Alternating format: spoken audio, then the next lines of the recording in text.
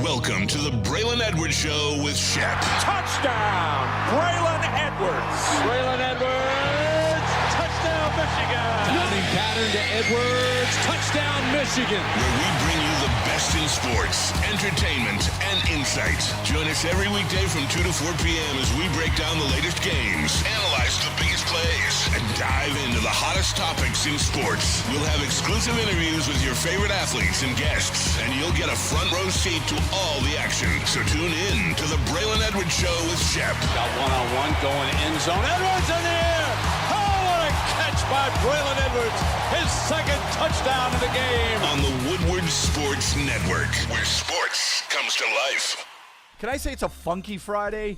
A funky Friday on the Braylon Edwards Show? Can I do that? You can, because I'm going to say it's a Freaky Friday. Freaky Friday. All right, good. I It's like a Freaky that. Friday. Chris Brown down at Ford Field, so you say funky, I say freaky. We get this thing right. We got it, right? Kool-Aid is with us. KG's in the house, too. I am. KG, Shout out. what's up, buddy? It's like old Boys school, in the building, How man. are you, the man? Woo crew in the building. Hey, Yeah, I'm good feeling time. good. Circuit Day 2 years ago. Good time on a Friday. Let's go. I love the vibe. I tell you what, folks, if you're ever feeling down, you walk through these doors and you get that energy, it's tough not to feel good when you're around Kool-Aid. Kool-Aid there's always a smile on his face. That's a fact. And that's a great thing. It's contagious. I love that. I need more of it. There's no question about it. Let me back you in that regard, and then let me add a little layer to that is also you never know what he's dealing with.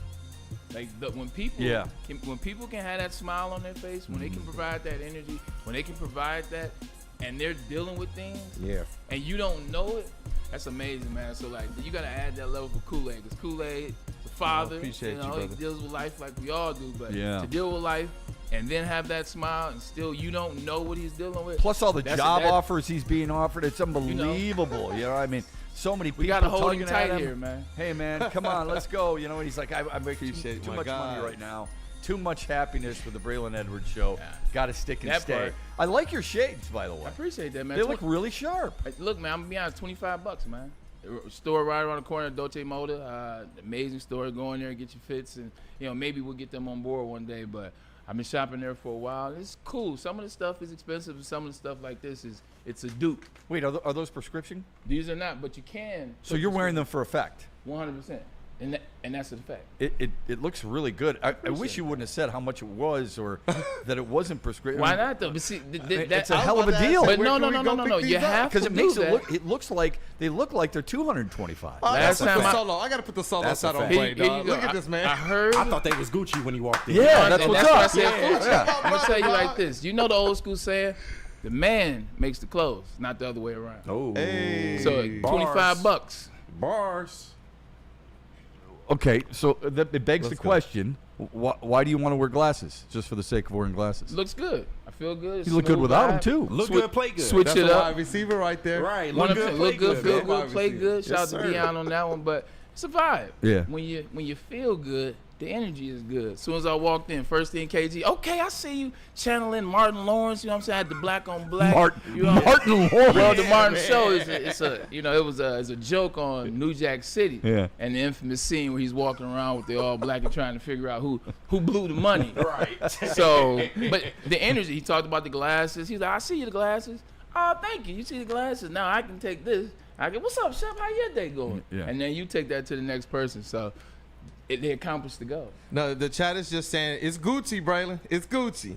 You know what? There it is. He could get away with it, right? I swear. Hey, I wouldn't know the difference. if he sat behind that microphone and said, "These are Gucci. They I cost believe me him. 6 figures." No, not The 6. chat is they're 5 not letting it figures. go. People would be like, "Yeah, I could buy that." Yeah. Absolutely. Instead, he's being honest, Braylon, Yeah. like he usually is. $25. They're not prescription. Get They're yourself strictly one, for man. look. Get yourself some. I couldn't pull it off, but Here- you look good. here's Kool-Aid could pull it off. I think KG could Oh, definitely yeah. pull it. Well, I hold need on. a pair let of me, them. I ain't Let gonna me lie. give you the credit. KG You don't got- have to sit there. he Oh got yeah, I grabbing could the pull it glass. off. I know I could. I got That's my Noah, lane right Noah, there. our intern, could not pull them off. I got a funny story. No offense, Noah. You're not pulling that off. Funny story about you thinking somebody it's real because of who that person is. Yeah. I wish I would It's have. not a woman, is it? No, not at all, not at all. It's a guy. He's pretty famous. I'll get to him.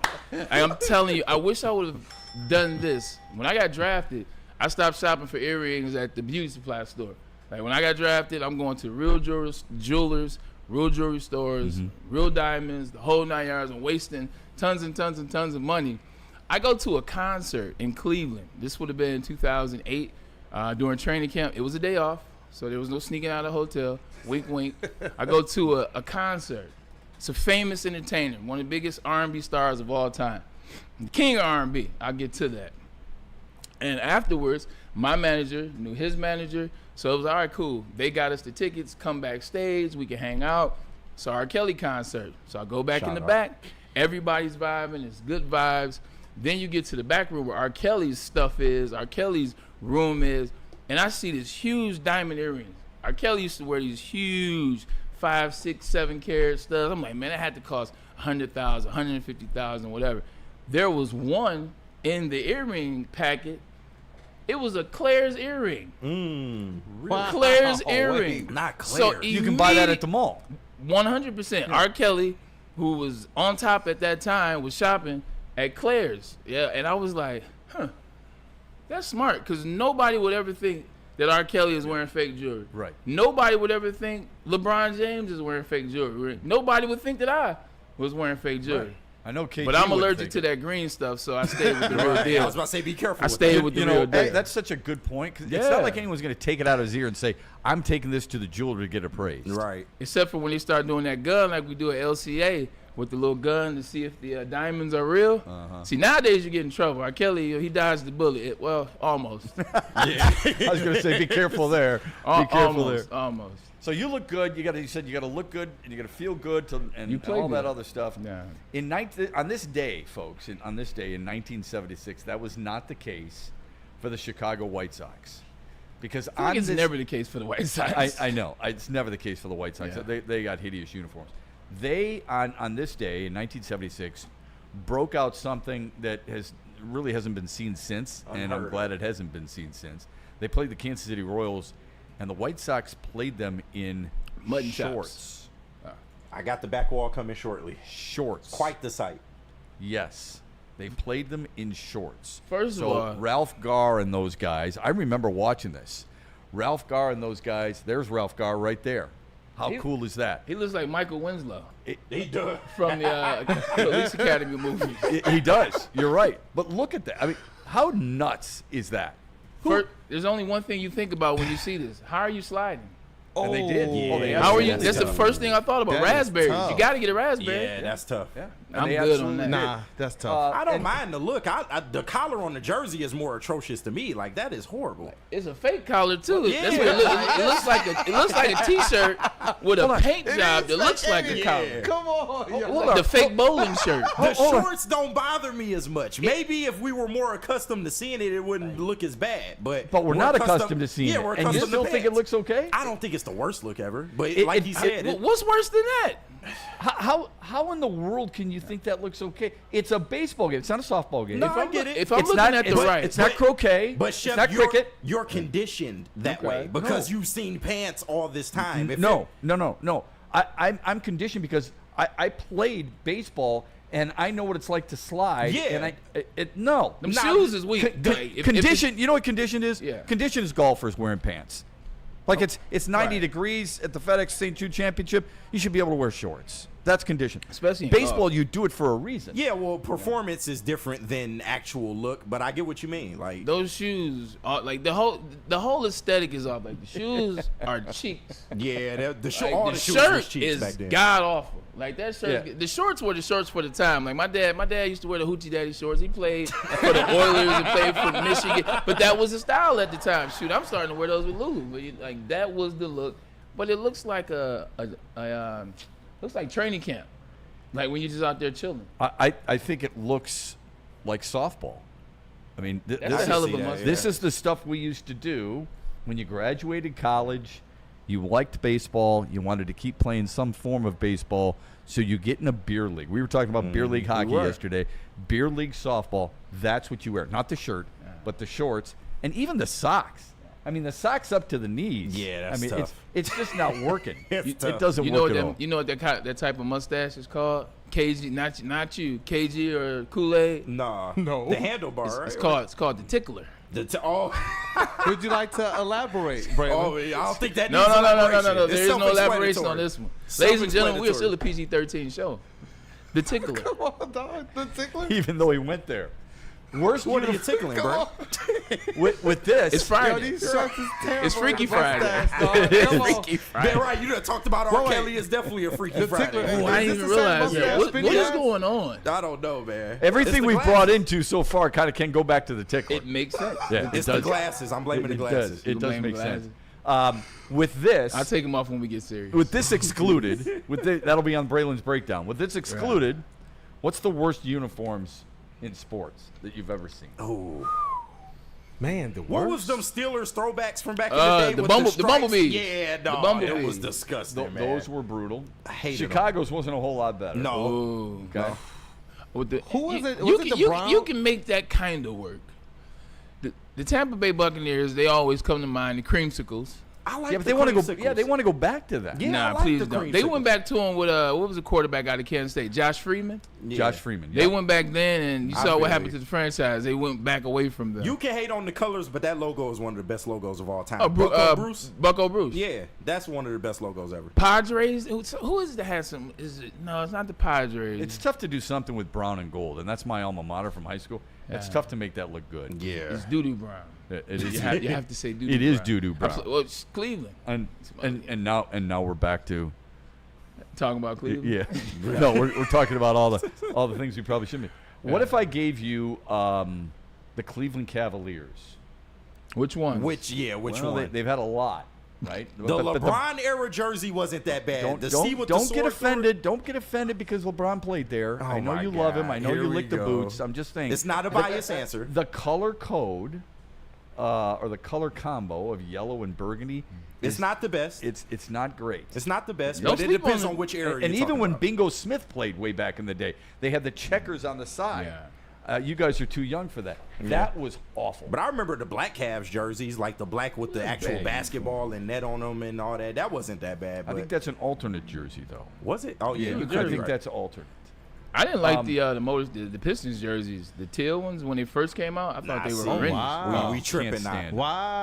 Y'all I love only those. can't stand them because they lost in them. If they were a winning No, squad during I- the teal era, that jersey would be That, different. has absolutely I disagree. nothing to They- do with it. Okay. They were bad jerseys because they were bad jerseys. And now they've come back in a reimagined space. Them jerseys that they bought back out 4 years ago, them ain't the same jerseys that they put out with that ugly mesh material and that super teal coloring. Yeah, I don't It know. was way The teal different. is But what cold, happens man. is they bought out the new vintage jersey and they revamped it in a 2023, I think they came back out, in a 2023 image. Those uniforms were terrible. Nah, man, Yeah, I'm Fat sorry. Joe Dumars and Hey, they're trying to preach, squeeze into man. that But you uniform. I'm going to use a horrible. Kool-Aid. I'll You use a think Kool-Aid about word here. every- Preach. It's Absolutely. all You're good. 100% Teal right. Like, so It's not underrated, only are bro. you giving me a bad basketball product, you also parading around in these. It's correlated with a bad basketball. Dude, it product. has Like, you brought up nothing. It Fat has Joe Dumars. It has Like, nothing to like- do with how good the team is. When the Tigers are bad, they still look good in the old English D. Well, that's different. Maryland's Maryland's whole another English one. I D think, is I changed, think Maryland's ugly. If they're good, it doesn't matter. Okay. Okay. That's The, true. the reason it's bad is because you had one of the best color combos in all of sports. Tell that to the The Miller- Pistons, red, white, and blue. You can see through the marketing ploy, can't you? If you can't, I'm really Nah, disappointed. man. in you. Tell that to the Millen era Lions Shep is a jerseys. table The setter. only reason we thought those black jerseys were ugly is because of the losing. That wasn't the worst jersey in the world. Because they were ugly. They weren't. They that weren't even ugly, close man. to what they're. Okay. There's nothing. His alma mater I gotta that sits go- right in front, right in front of him. They don't change anything. Yeah. Do you know why? I was up there last Because night. it works. Because it works and it's classy and it's the way it should be. And the teal could have worked. No, It could that's not have. what their original Yeah. colors were. The original colors were fine. There's no. It's strictly to Red, sell. white, and I blue think I is know where you're going with bland. this. I disagree with something. I agree with what KG said on the one side. The black jerseys, the Lions, like they were wearing those when I was playing. I thought they were dope. Like I thought they were black. I thought they were dope. But I we just hate thought they them were 'cause they 0-16. lost to them. I Yeah, agree. exactly, So 0-16. I feel you on that one. I still think the teal ones were ugly. To your point though, Michigan State and all that stuff that they were doing in 2000 and insert whatever year, it's so many ugly jerseys, so many ugly combinations. Like stop it, because their traditional uniform are fine. Really good. I like Michigan State's traditional uniforms. I think they're stable. All that crazy, the knee. How did you get the knee out? I have no idea. Just because you have a Absolutely green no element idea. into you're not Oregon. No idea. This logo right here for Michigan State.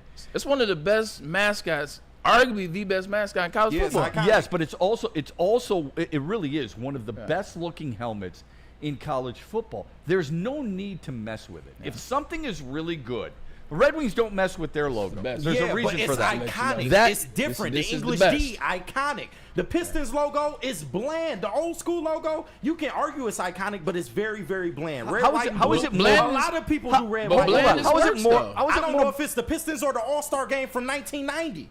It's the same color. What are you talking? Wait a minute. How is it bland? You just Okay. You know what you did? You just used logos and colors in two different he arguments. switched it up, it's though. totally different. Okay, all right, fair enough. Fair English enough, D fair is enough. one thing, but they're still blue and white. The Red Wings have two colors. There's only two teams in the National Hockey League who have two colors. Yeah. The Red Wings and the Maple Leafs. Okay? So the Red Wings are red and white. That's their colors. Why do you think what's wrong with the Pistons started with red, white, and blue a long time ago? Yeah. Dave Fort Bing Wayne, wore it. yeah. Bob Lanier. But What do you mean iconic? It is iconic. The horse logo is a better effing logo, and we would appreciate it more if they won during that time.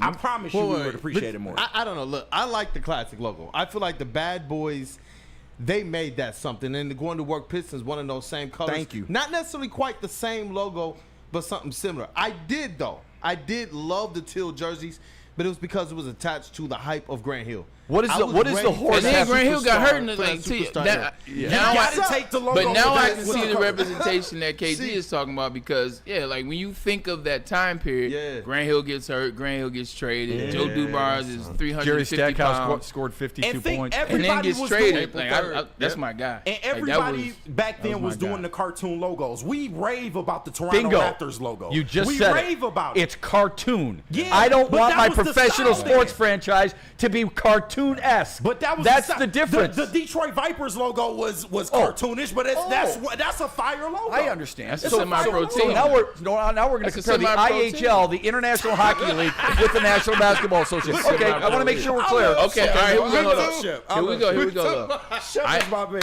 I agree with you. You're like, all right, well, that was the phase. Toronto Raptors. You saw how that popped off. Yeah. That was their first jersey. Okay, Right. fair enough. So with Toronto, that's what you knew them by. So right, like fair when I think enough. of Toronto, I don't think of anything that's happened. All I think about is those Vince Armour with his arm in the ring. Fair. That was their first that one. is true. The Pistons went from you can call it bland, but I'll incorporate both. They went from a bland, iconic feel, and then plus what they had done in the 80s, 90s, getting to now you create this cartoon goofy stuff. Not only did I think it was goofy, you took away a team that had an identity. Right. And then they lost their identity along the way with these goofy uniforms. So I can see both sides. Plus, the teal was always associated with teams like Charlotte. Yeah. Okay, true. and whereas Somebody red, white, and else blue too. is associated with the Pistons because it is iconic. You want to use Toronto as an example. They too had a dinosaur. I want you to think about that for just Mighty a moment. Ducks started a that. dinosaur. they did. Anaheim Ducks and started that's that. where I was Shout going out. with the next one.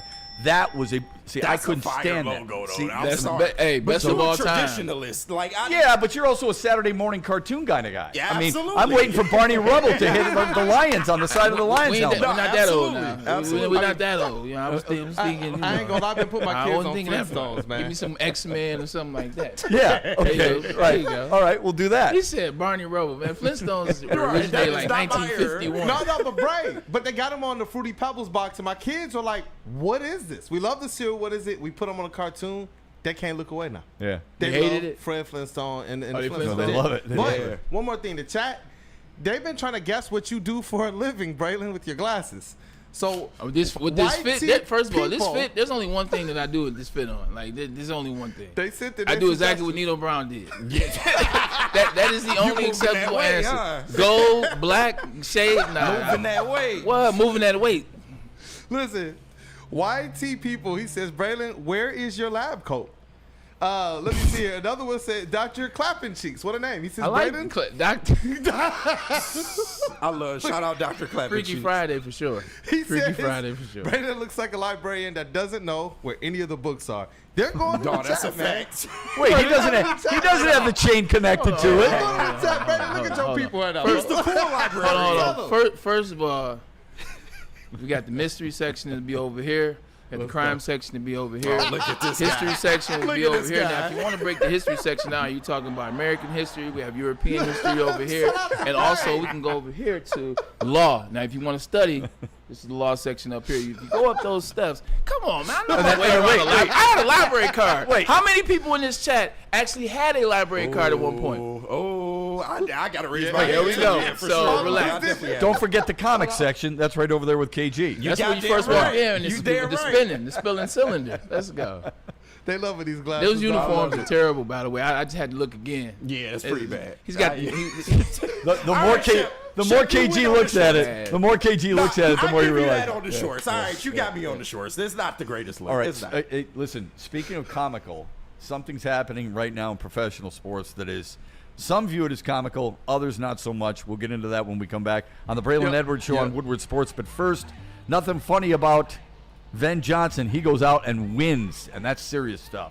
Yeah, we like to deal with winners, and that's why we mess with Ven Johnson Law. Justice, it means different things to different people, but whatever the settlement or verdict, they will get justice for you because Ven fights, and that's where you can go. Go to venfights.com. He is, and they are the fighters. If you've got a case, contact the fighters at Ven Johnson Law today. Tough, tenacious trial lawyers. The trial lawyers is the most important thing. That means they don't mind going the distance, or they can get it done early in the case. Ven Johnson, let him fight for you. And his glasses are prescription glasses, just so you know. His are, yeah. Ven Johnson's glasses are These prescription. will be. Right. I'm telling you. He may not look as good as you, but his are prescription. He wears them for effect. Les Stanford Buick and GMC has the perfect effect for you and your budget. They've got great offers for everybody. You need a car? How about the 2025 Hummer EV SUT lease special? $599 a month plus tax. It's right up there in the upper corner. Beautiful looking ride that is in white there. Try out the 2025 Hummer AV SUV special of $699 a month plus tax. That's the neighbor. That's right next to it. And then you've got the Sierra double cab, the 2025 Elevation, $169 plus tax. Whatever the case may be, whatever color you want in your vehicle, they've got it in stock because of their massive inventory. Les Stanford Buick and GMC for all these specials. Go to their website, lesstanford.com. How do people feel about getting a Planet Fitness membership for $15 a month? How do they like working out in a clean and spacious gym that's filled with equipment for every workout? And how about free fitness training in the judgment-free zone that leaves them feeling energized all day long? Join Planet Fitness today with the free PF app, online or in club, and start getting that big fitness energy for $15 a month. Walk into any Lady Jane's Haircuts for Men today. Open 7 days a week. Sit back, relax, and enjoy precision haircut, scalp massage, hot leather neck shave, and hot towel treatment from one of our talented stylists. Step up your game this season and take advantage of our $20 haircut special.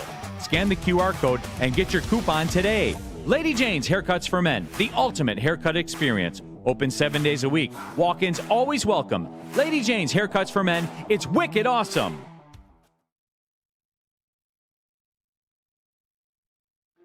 Why do we fight? We fight to protect the innocent, to hold the powerful accountable, to bring the oppressors to justice. Why do we fight? We fight to secure and preserve our civil liberties, to get each and every one of our clients the justice they deserve, and to make the lives of real people just like you whole again. Venfights.com. All right. Summer giveaways are still going on the Black Rock. You know what? You got to get a part of Black Rock. Scan this QR code above my head and get into the winnings. Brian Anderson already won that Traeger grill, but there's still more on deck. How would you like a trip for two around the city of Detroit in a helicopter? Trust me, it is safe. I've been in a helicopter before. It's a lot of fun. Keep it low. Look at the city. You want to see what the Hudson Project is looking like. You want to see the top of the GM building, or you want to see the water. You want to see Canada right there. Come on, Ford Field, Comerica Park, all those things from the sky. All you can do is scan this QR code, and you can enter a chance to win. And then also, that will give you a chance to win 4 tickets to the Home Football Open for the Big Ten. Look, it's going to be a great year. Why not make it even better with Black Rock? And oh, by the way, the restaurant itself is fire, and I use that on purpose. Hey, you guys already know what. We ain't going to do the same thing we did yesterday. Shout out to Ricky. Woodward Tigers gear. Just go get it. Make sure you get it after you eat so you don't get the gear dirty, all right? So look, if you're tired of wearing that same old Detroit sports merch, it's a new era in sports wearables, new designs, amazing apparel, and the ultimate swag.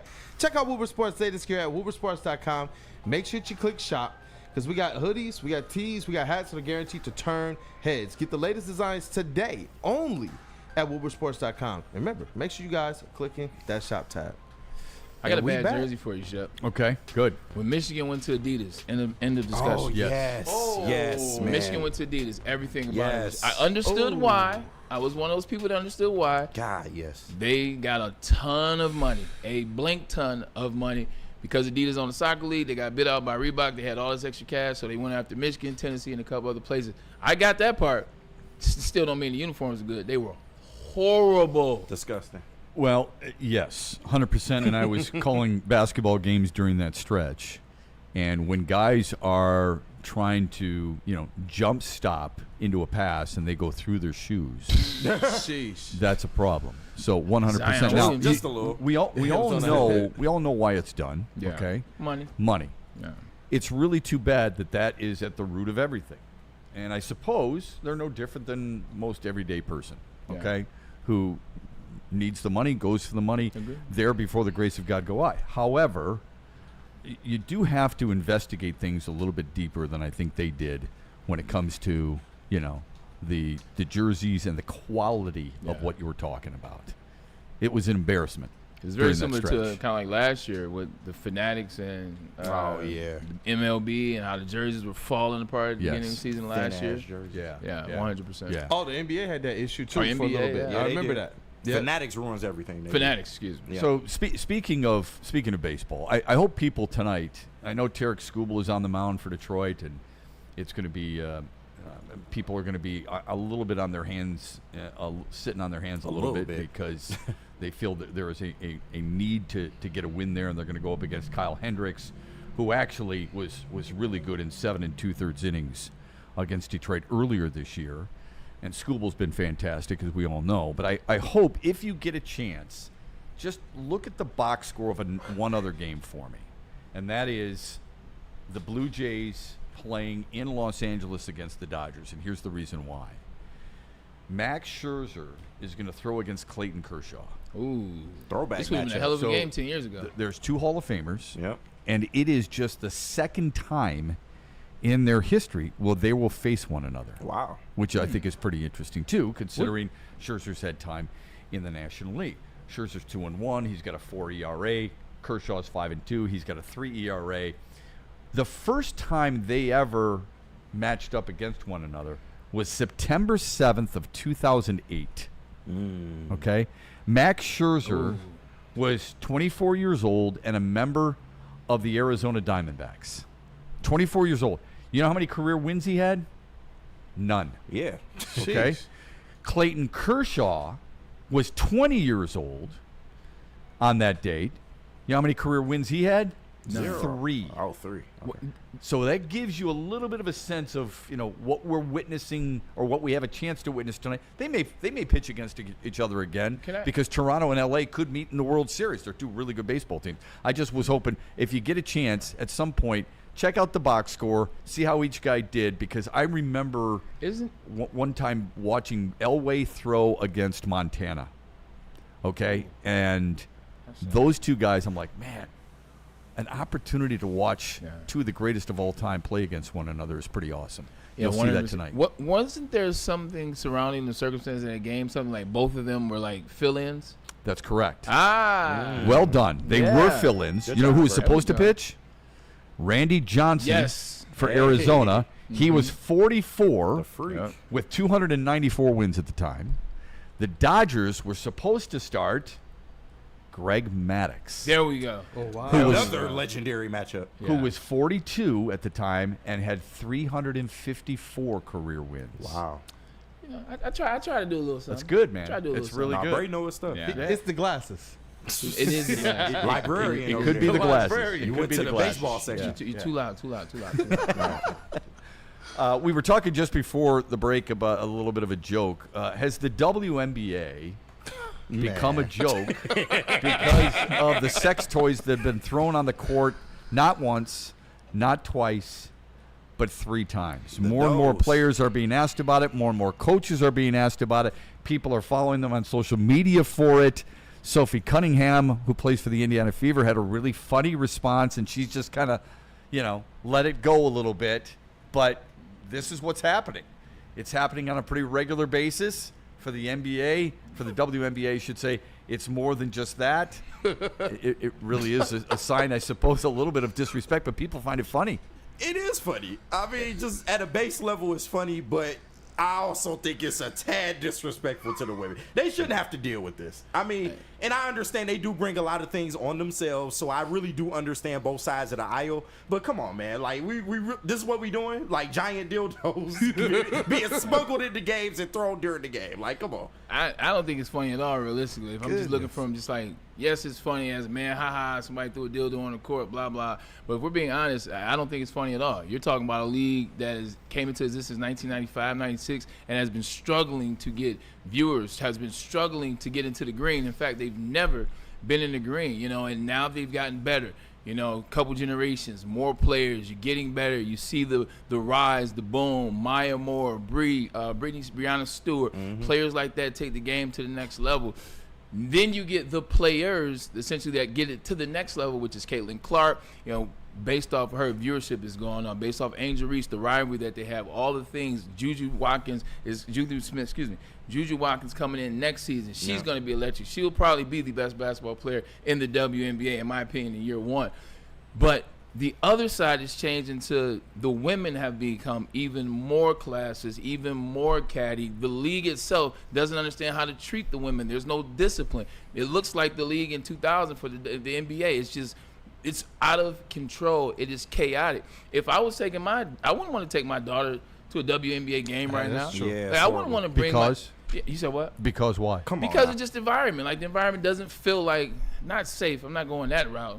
But it just doesn't feel conducive to a good time. It doesn't feel conducive to respect. It doesn't feel conducive to, let me tell you about this player and let me tell you about this league. Meanwhile, she's going to ask me, what is that green thing on the floor? Yep. Why are they throwing that? Why are they saying such words? Why are they heckling like that? They throw snowballs and things like that in the NFL and NBA, but there's more respect to cross a certain line. And I think right now there's no respect for the WNBA, whether the players don't respect the players, whether the owners don't respect the players, whether the fans don't, and whether the players don't respect the I fans. think they've kind of brought it. I'm not condoning this by any stretch, but they've brought it on themselves. I agree. Okay, completely. And I don't want to get into the financial aspect. 29 years in the league, every year, or 29 years in existence. Every year they have lost money. This year they're expected to bring in $1 billion, believe it or not. They're still going to lose money. Oh, yeah. You know why they're going to lose money? Because everything has gone up in terms of privatization of flights, players' salaries to a certain extent, even though you've got people like Diana Taurasi complaining left and right. People don't want to hear that stuff, okay? They just don't. It's no dissimilar to when the NBA had a lockout and Patrick Ewing, who's making millions and millions of dollars, is saying, I still have to feed my family too. The people you're talking to don't want to hear that crap. Plain and simple. As far as taking your kids, I agree. You don't want to have to answer that question to your daughter. On the other hand, you take kids to a football game and fights break out constantly. If I took my kids to a football game at the Pontiac Silverdome, they're going to hear all kinds of language that they never heard from me or in my house. They're going to see things that they've never seen before. Okay, so. But it's a part of the game. Right. Like, it's not part of the game in the stands. Yeah. It's a part of football. It's a part of football and has been a part of football since 1937. When last time you seen that dildo in that regard, nothing has changed from 1937 to 2025 as it relates to the fan, crowd, football, and what it is experienced. Considering what the WNBA is made of, you could say the toys being thrown on the floor are part of their league too. Well, it's a lot of no. If you want to go that, if you want to, never mind. That's too much. I mean, that's We're just talking about what the league is all about. That's Apparently, what it you is. can throw that in the NFL field too. Yeah, realistically. let's just start throwing those for shit we dislike. Okay, let's I mean start doing that's the possibility. For everything we dislike, just throw it down. True. Like that's not what I'm saying at all. I mean, come on, are you serious? You're going to take it that far? No, I'm not trying. I mean, come on. Yeah, you are because you just said it. But what? Okay, at a base level, we can all agree it's a tad disrespectful. How is the WNBA is supposed to react to this? I didn't condone it. Yeah. I didn't say it wasn't I'm not disrespectful. saying you did. I'm saying we're subjecting kids to this. Yeah. I'm saying we've subjected kids to a lot of things in our society, especially today, social media wise, television wise, cartoons wise, books wise, all those things There we've should subjected still be them. Cuss words and fighting, like it is a part of being human. Yes. Cuss words and fighting is a part of being human. You don't have to overly explain to a 4-year-old two grown men fighting in the stands. Or two grown men cursing because one cheers for the Philadelphia Eagles, the other cheers for the Dallas Cowboys. You ain't got to overly explain that. Hey, look, he's a Cowboys fan, he's an Eagles fan. Deal with it. Go Eagles. And you don't have to explain that. Dildos getting thrown up. What's next? Tampons? Yeah, like dildos. It's gonna get worse. Whips, chains. Stop giving them what ideas. comes next? And then the WNBA is in a position to where if That's a they good don't trivia lean question. into It's it, a good poll question. Yeah, but now they're in a comes position next? to where if they don't lean into it, it's gonna get worse. Like, what do you do if you're the WNBA? You can't go against it because people are just gonna keep doing it even right. more now. Shout out to you realize it's only happened 3 times, but 3 times is too many. Get worse. 3 times is too many. They've spoken out against it. It's gonna get worse. Yeah. Hey, I was gonna say shout out. We got a super chat here. This is from, I believe it might be Burn. I see sideline though.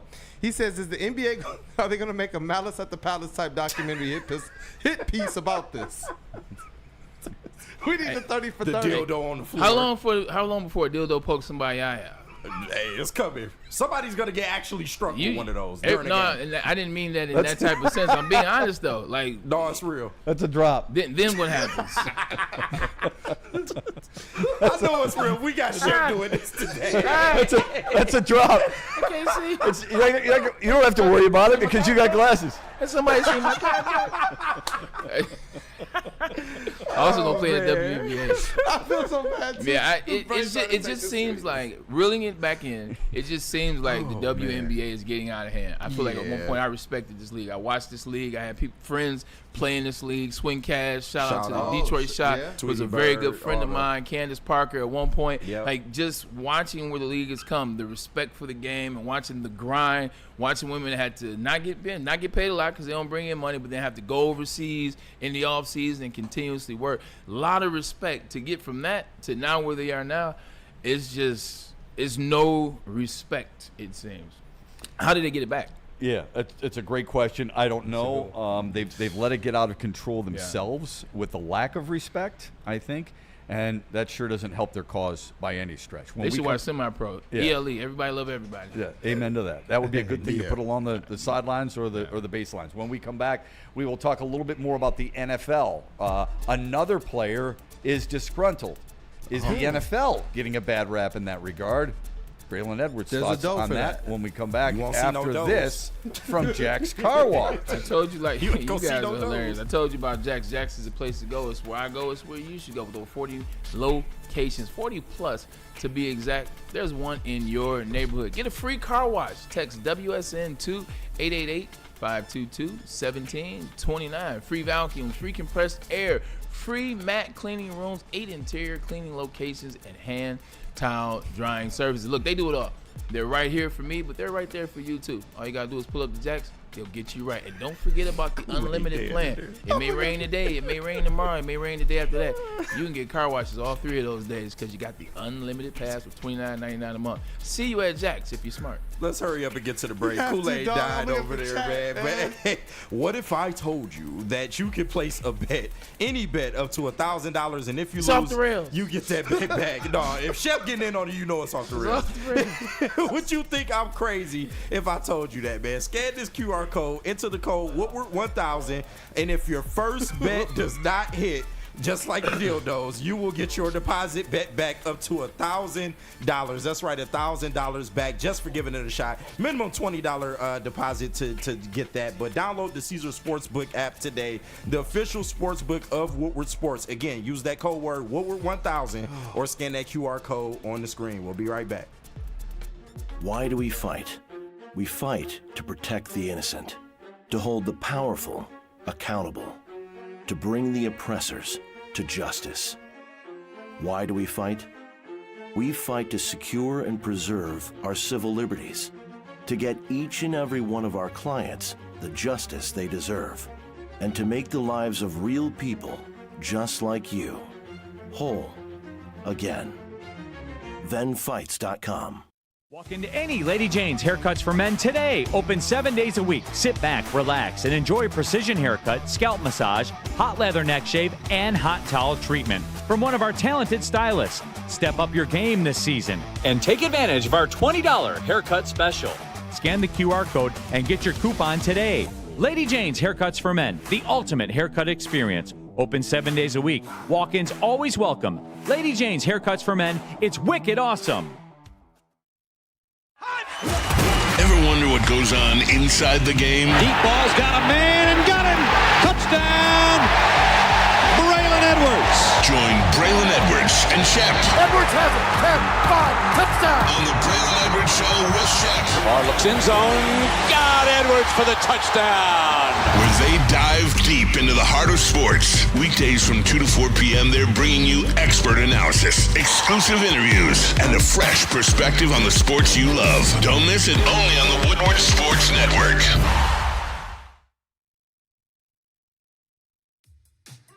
How do people feel about getting a Planet Fitness membership for $15 a month? How do they like working out in a clean and spacious gym that's filled with equipment for every workout? And how about free fitness training in the judgment-free zone that leaves them feeling energized all day long? Join Planet Fitness today with the free PF app, online or in club, and start getting that big fitness energy for $15 a month. Head to woodwardsports.com and click on Shop. Get the latest in Detroit sports apparel and exclusive Woodward Sports gear. Woodwardsports.com can get the whole team outfitted. Love the Pistons, Red Wings, and Tigers? We got something for you, too. Shop online at woodwardsports.com. Oh, the Simon. All right, Dr. Pierce on break. It's on me, Dr. Jeff Pierce. My bad, I was over here trying to figure out what's going on behind the scenes. Yo, he is your injury insider. Dr. Jeff Pierce, you know him, you love him.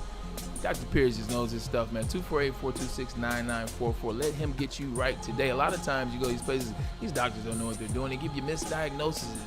They prescribe the wrong medication. They prescribe the wrong, and they diagnose the wrong thing. Well, not Dr. Pierce. He's been doing this to the players that you love, the teams that you love for years. Red Wings, 4 Stanley Cups. He was there.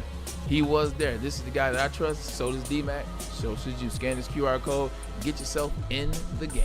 And after you see the doc, you probably need to relax in a massage chair, man. And listen, Massage Chair House has got you in Bloomfield Hills, Michigan, the largest massage chair showroom in the Midwest with top brands for massage chairs like Infinity and Osaki. Located near the corner of Woodward and Long Lake Road. And shout out to Dr. Eric Duncan, the wellness doc.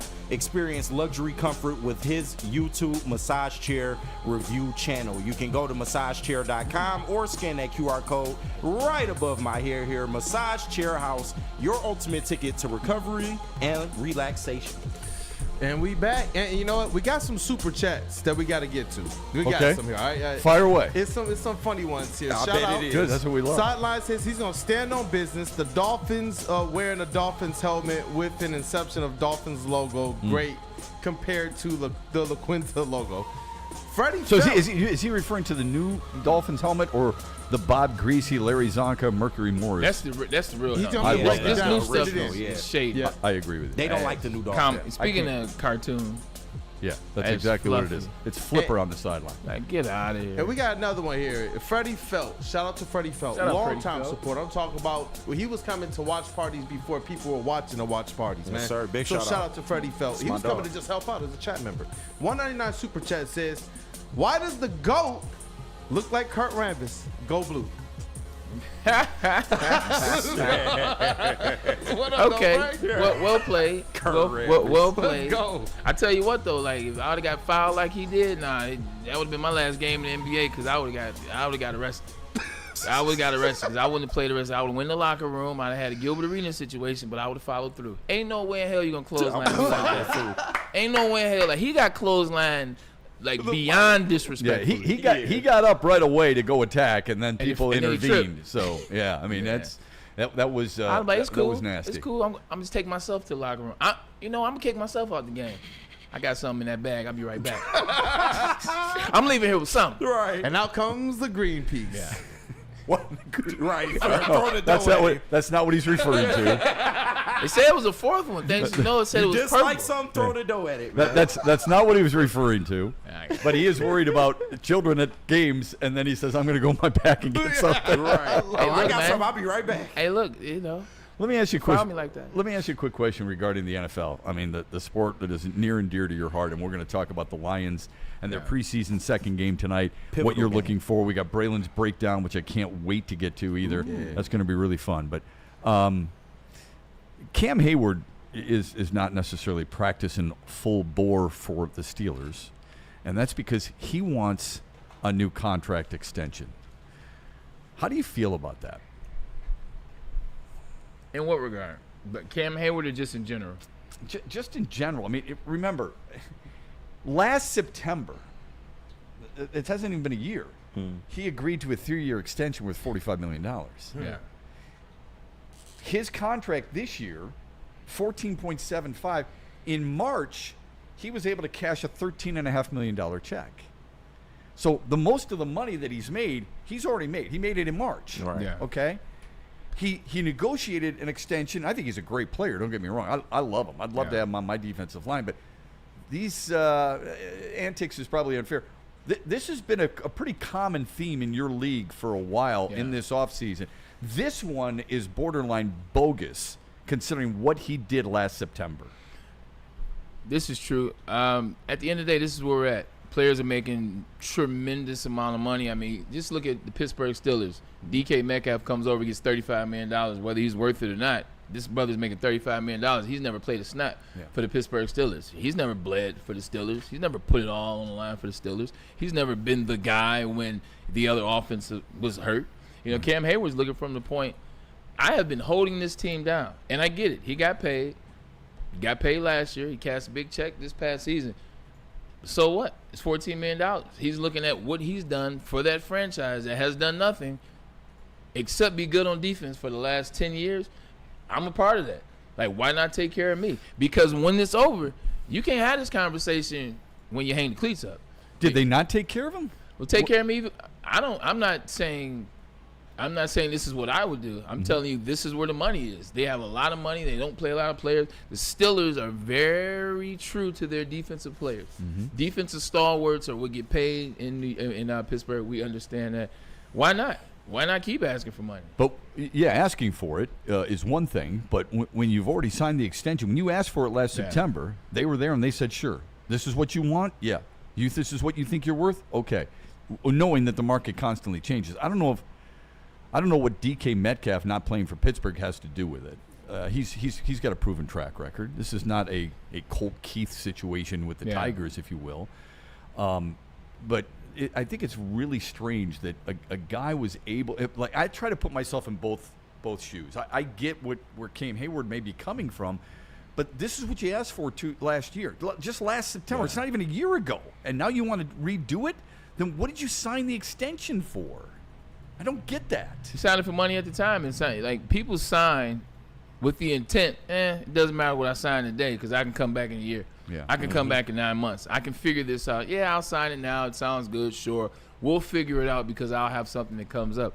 I think Cam Hayward is a guy that's looking at his career is near the end. It's near the end, and now let me recoup everything that I did. And to your point, he got paid. They took care of him. But maybe he feels like he deserves more. Maybe he feels like he wants more. And he looks at what this Steelers team is. Mike Tomlin, the whole 9 yards. Is he going to stay? Is he going to get fired? Is this the last hurrah? Aaron Rodgers, are they going to blow the team up? This is like his last time to ensure some capital for the future. Realistically, I think this is maybe the move. What's going on in Pittsburgh, though? Yeah. Because Cam Hayward's never done anything like this. He's not been a guy that you hear anything about. The only thing I ever heard about Cam Hayward that didn't have to do with him getting to the quarterback is what he said about Aaron Rodgers. And guess what? That was 13 years into his career. Right. So for him to sit out, for him to be a guy who's a captain, who's a leader, who's a proven vet, great in the community, great in the just community, fantastic in what he does with kids, fantastic. For him to be like this, that contract somewhere along the lines, it may not be what we perceive it to be. Right. There may be some fine print that maybe him or his agent didn't necessarily look all the way through. You're talking about the $45 million extension that he signed last September. Yes. Yeah. If that were the case, why would you sign it in the first place? I can't speak for that man. I absolutely do not know. Do you think the NFL has a problem with this type of image with players? T.J. Watt did it for Pittsburgh. Well, the NFL has done it to themselves. I don't think the players respect the league and respect the shield like we did. Okay. Like, I think each era is less respect, less respect, less respect, less respect. And then when you get when you have owners, when you have commissioners colluding to not allow certain players to get paid, to not allow certain players in the league, to make sure certain players get franchised and they don't receive deals from other people. Like, no. Because you know that happened. Micah Parsons. It's happening to him. It happened to Lamar Jackson. Lamar Jackson couldn't sign with anybody else because the hit was out. No. Don't nobody offer him a deal.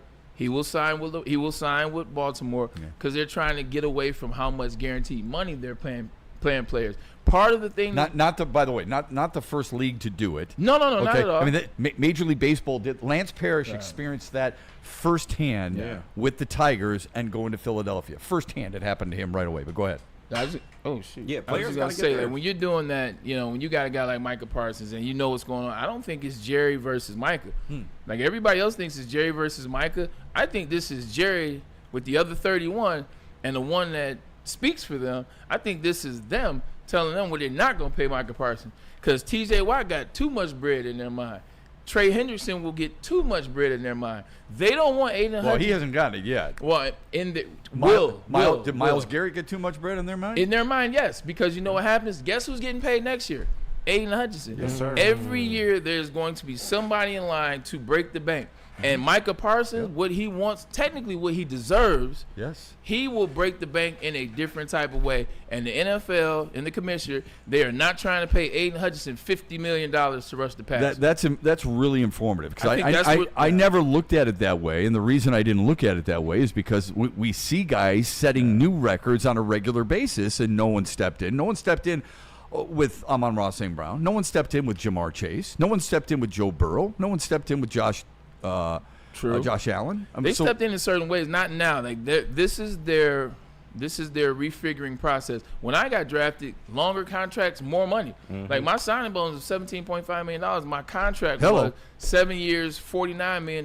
That means now we know it's fool's gold in the NFL, but that's what I signed for. 17.5. I had never played it down in the NFL, and they were like, whoa. We're starting to pay these players too much money. Now what do? You front load the contracts. You're like 3-year contracts, 4-year contracts, 5-year contracts with an option in the 4th year. So owners can do what? Yeah, we said we're going to give you this cut, trade, get rid of. So that's how they counteracted the rookie deal. So I think now they're trying to figure out how to do it as it relates to I love that. expensive players. If you looked at it from a player's perspective, could you not say something similar? That they're signing their deals, they're getting their money up front, case in point, Cam Hayward, and then they'll say, I want to renegotiate. I want to hold out. I'm going to do these things, much like the owners. Why is one side any worse than the other? Because the other side still has to go out there and prove it. And that's the players. Like, you pay him, he still got to go out there and prove it. And every single day he goes out there, he's going to have us, he's going to have fans, he's going to have whoever talk about what he's not doing, what he should be doing, or what he is doing. That's not that way with the owners. If you give you a crap deal, if you get a crap deal, nobody's like, oh, the owner should pay them more money. But they can take those bullets because it's the only recourse would be people telling them to sell the team, and they're not going to sell the team anyway. Exactly. So what difference does it make? But you can cut a player, or people can rip on a player on a regular basis, and that's why I side with and that's why I side with the players outside of Kenny Galladay and Christian Kirk. Right. Yeah. I was gonna ask you. You don't got and some other players. I mean, some other players. They've been. Come on. I mean, there's been a lot of guys who've been signing for buku dollars. Kirk Cousins. Okay. Yeah. I mean, that's a lot of money for this stuff. So I don't I'm having a hard time grasping that Roger Goodell and the owners are colluding with it. But you've been inside, so I would tend to bend to your expertise. It's just there's a lot of examples that would tell me otherwise. We have 2 examples of how they colluded. Now, as we know for a fact, they colluded with Lamar Jackson. Facts. That is a known fact. We know they colluded to keep you-know-who out of the league. I don't want to open up that can of worms. I'm not interested in 2025 talking about you-know-who. But you know who I'm talking about. They colluded to keep him out of the league. They colluded to keep Lamar Jackson's butt in Baltimore, and so that he didn't have. Because think about this: Lamar Jackson's the most exciting, maybe the most expensive player when he was about to come out. I mean, not come out, when he was about to come up in terms of what his contract was going to be. If you're name a team that needs a quarterback, that needs a new face, that needs some new electricity, if you bring Lamar Jackson at that time to the Atlanta Falcons, you know what that would have did to the community? They could have paid Lamar Jackson $300 million. So why didn't they do that to Patrick Mahomes? Why didn't they do it to Josh Allen? They did. Patrick Mahomes took a favorable deal for excuse me. He took a favorable deal with the Kansas City Chiefs. Patrick don't make what he's worth. He signed a deal for 10 years, $500 million. No, I don't years ago. I don't disagree with that. Yeah. But then I guess my question would be, why would a 10-year deal for 50? So they can get away with it. Why would Patrick Mahomes do? Well, they do that all the time. Matthew Stafford did that twice here in Detroit. But the difference with somebody like Patrick Mahomes, he's probably getting a share of the team once this shit is done. So, yeah. But so how's that a bad thing? Not everybody. But if you're getting that percent, no, I didn't say everybody was. I'm just saying I'm looking for, besides the Lamar Jackson. It's fair. Right. It's a really good insight. I'm looking for the other ones where we're seeing the collusion, because people, fans right now, they don't see it. Yeah, but you're not going to see it when these are billion-dollar owners. You're not always going to see the I'm talking about the players. I'm talking about the players' contracts. Yeah. When Jamar Chase is breaking Amon-Ra St. Brown's record, who broke another wide receiver's record, and T.J. Watt is breaking Myles Garrett's record, who broke Max Crosby's record, and they broke them in a 3-week time, tell me where the collusion is. Well, you can't collude with those 3 because those 3 they're very different. Yeah. Max Crosby is the only thing the Las Vegas Raiders have. They were going to pay him regardless. It doesn't matter what Roger Goodell says. Same thing will get Myles Garrett. Myles Garrett is deserving of the money he got because he's better than those other 2, and he's in Cleveland. It's the only thing they have in Cleveland is Myles Garrett. So they can't collude to keep him away or keep him getting paid from somewhere else. I'm telling you. Or also, same thing. Why Myles Garrett didn't go anywhere else? Why Max Crosby didn't go anywhere else? $40 million. No, it's not $40 million. It's because that's all that they were going to pay. That money would be more, is what I'm saying. That money would be more if it was allowed to get to that point. So what does that tell you about the Aiden Hutchinson situation then? He'll get the same. same. Looming. He's 50. He's going to be 50 and some change. Okay. Because, I mean, we were talking about colluding. If it's colluding, then... And you said certain guys weren't going to make $50 million. Right. Why in the world would Aiden Hutchinson make $50 million, especially since he is not the identity to the Lions like Myles Garrett's the identity to Cleveland, knowing that they've already spent money on Kirby Joseph, they've already spent money on Amon-Ra St. Brown, and Jared Goff and Penny Sewell. Aiden Hutchinson is a staple in this state, realistically. Like I don't know if I'm fully equipped to have this conversation now. I was fully equipped to make the Lamar Jackson point because I know it to be factually true. Yeah. Getting him past it, I would have to do more research to find that out. But he's a staple in this state. He went to Divine Child, he went to Michigan, and he's helped revamp this Detroit Lions team in a place they've never been before. So you look at it that way, it's like, how can I let this guy get to another team, get to another state, get to another city, if he's playing at the level that you expect? Yeah, if he's playing. I mean, that's a big deal. I'm excited about your Braylon's breakdown that's coming up. We learned so much from, and folks, it's not just wide receivers, by the way. I wanted to. Braylon is going to break down a lot of other positions too, and I'm really excited for it. But today we are going to take a look at a couple more wide receivers and some of the things that he looks for as he watches them run their routes, catch their passes, do what they're supposed to do. That's coming up here on the Braylon Edwards Show and Braylon's Breakdown. But first, in order for you to not break down, you got to get in the gym and you got to look good like he does. And that's why he's going to Planet Fitness. That was a smooth transition. You're absolutely correct. You don't want the body to break down because if you're not taking care of yourself, The body will fail you. It failed me a couple years ago. That's why I had to get my butt in Planet Fitness, where your fitness is essential. Now, teens 14 and 19, you got to August 31st to work out for free. I've been telling you this for a very long time. The time window is coming. Get out of the house, get away from the screens, get into the gym. Away from the screen. There's no judgment. After the brothers. We want you to come. There's no judgment. You have a great time. And then there's a trainer with every membership, but you don't need a membership because it's free for you. Now, you guys that aren't free, and ladies and everyone else, get to the gym, because like I said, it is an essential deal for you, and it's fun. Everybody's cool around the gym. I love working out at Planet Fitness. You will too. It doesn't take long either, does it? It doesn't take long to work out. They have how long is your workout? Hour and 20. Yeah, I was gonna say about hour and 15 minutes. You can They get have everything. a 30-minute workout right there for you. They do, yeah. 17 or 18 stations. Legitimately, you work out in increments. Boom, it takes boom, boom. 30 minutes to. They got you covered. Yeah. 100%. Yeah, it's a great call. Great call. And then you can come in here to Lady Jane's and you can get a nice haircut. Get fly. And look and it's the weekend, right? So suddenly you feel good because you've been working out. You look good because you get your hair cut, and you save time. Braylon just said about an hour and 20 minutes. That's all it takes. You sit in the chair here at Lady Jane's, it's not taking that long to cut your hair. No. It's going to look really good, too. You walk in, you sign in, and boom, before you know it, you're out the door. You're handsome, you're clean, you're looking sharp, you're looking great. Lady Jane's open 10 till 8, 7 days a week. Walk in anytime. It is wicked awesome. How do people feel about getting a Planet Fitness membership for $15 a month? How do they like working out in a clean and spacious gym that's filled with equipment for every workout? And how about free fitness training in the judgment-free zone that leaves them feeling energized all day long? Join Planet Fitness today with the free PF app, online or in club, and start getting that big fitness energy for $15 a month. Why do we fight? We fight to protect the innocent, to hold the powerful accountable, to bring the oppressors to justice. Why do we fight?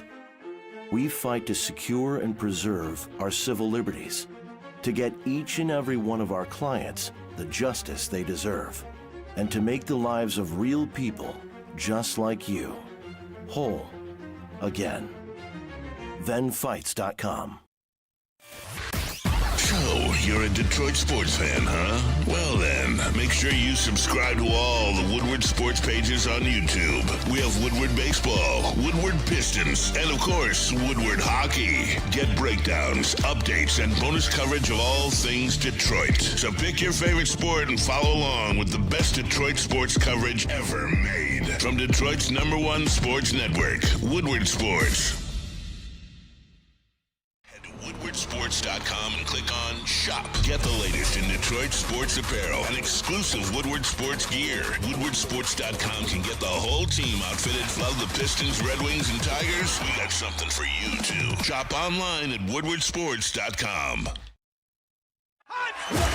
Ever wonder what goes on inside the game? Deep ball's got a man and got him. Touchdown, Braylon Edwards. Join Braylon Edwards and Shep Edwards has it. 10, 5, touchdown. on the Braylon Edwards Show with Shep, Ball looks in zone. Got Edwards for the touchdown. where they dive deep into the heart of sports. Weekdays from 2 to 4 p.m., they're bringing you expert analysis, exclusive interviews, and a fresh perspective on the sports you love. Don't miss it, only on the Woodward Sports Network. Walk into any Lady Jane's Haircuts for Men today. Open 7 days a week. Sit back, relax, and enjoy precision haircut, scalp massage, hot leather neck shave, and hot towel treatment from one of our talented stylists. Step up your game this season and take advantage of our $20 haircut special. Scan the QR code and get your coupon today. Lady Jane's Haircuts for Men, the ultimate haircut experience. Open 7 days a week. Walk-ins always welcome. Lady Jane's Haircuts for Men. It's wicked awesome. Lunch today, by the way? Everybody have something to eat? Not yet, but we getting that brisket pizza later on. I cannot wait. Are you serious? Oh, that Yeah, is no, serious. today. For the watch party, yeah. That is today. Yeah, Lions watch party post-game show. Because Yeah. my stomach is growling. Oh, I'm Sheesh. dying right now. Okay. So you would like it early. I would. Wouldn't you like? I don't blame you, KG. I mean, Buddy's Pizza wants you to not stay hungry. They want to help you, and they've got brisket. They've got brew. and a rendezvous. I can use both of those. With you.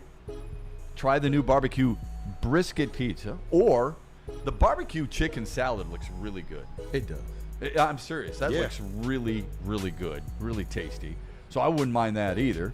Plus a fresh Buddy's Brew or a summer shandy. That sounds good right now. It's about 87 degrees out, so the summer shandy sounds really good. I had it at the game the other day. How about this? A super summer sundae. Ooh. Not bad. That's the way you finish things off, right? Don't forget, Buddy's is more than just pizza. They've got the new Smash Stacks. They're burgers done the Detroit-style way. I would love if you'd go out, leave the booth, and go get some of those for us. That would be fantastic. I got you. Square slice, Smash Stack, full flavor, only at Buddy's Pizza. Go to buddyspizza.com, or maybe we can bribe KG to go get us some of those summer stacks. That would be awesome. You know what, Shep? That sounds like a great idea. Like we know what the reads are. He got lost in the sauce. No, he did. That was just Shep telling you guys how good this Buddy's is from experience and now from desire. He wants some Buddies, as we all do. But stay connected with Woodward Sports on all social platforms. At the very least, you'll be able to see us eat Buddy's Pizza tonight at the Lions Watch Party. So make sure you guys stay tapped in. Heavyweights first, and then the Lions Watch Party. You'll see it right here on these social ways, man. So follow us, Facebook, X, Instagram, along with YouTube, Twitch, and TikTok for the latest sports news, live updates, and behind-the-scenes action. Don't miss out. Hit that follow button now and be a part of Detroit's #1 digital sports network at Woodward Sports everywhere. #1. And we back. You mentioned the Lions, so we got the watch party tonight. Yes, Lions sir. and Falcons. I'm really excited for Braylon's breakdown. That's coming up here on the Braylon Edwards Show. What are you looking for tonight? First of all, what the hell is the depth chart? We don't know. That's what we need to start with. What is the depth chart? I know look Hendon like? Hooker starting the first half. That's it. Okay, Hendon Hooker starting the first half. And everybody's happy now. At the end of the day, it's very That'll last how long? You're right. Maybe a drive. Maybe. At the end of the day, I want to see some professionalism. I want to see something that resembles the Detroit Lions that I've grown to love. The Detroit Lions I've grown to watch. Like last game was very sloppy. I told you it was last game, so I would forgive it. But that I didn't not all the way pay attention to it. I'm watching. I want to see clean football. I don't care who's in there. I want to see clean decision making from the quarterback. I want to see clean catches from the wide receivers. I want to see the offensive line block the way they're supposed to. I want to see on the defensive side of the ball. I want to see tackle. I want to see wrap up. I want to see good, disciplined football. Dan Campbell has proven himself over the first 4 years of his tenure as a good coach that's becoming an even better coach that's preached a certain thing. Aaron Glenn started. Ben Johnson started. Now it falls on Johnny Moe. Now it falls on Kelvin Shepard. The same thing. The head man never changes. I don't want to see sloppy football. Last Thursday was just beyond sloppy in all ways. It looked like that was their first day in pads, in my estimation.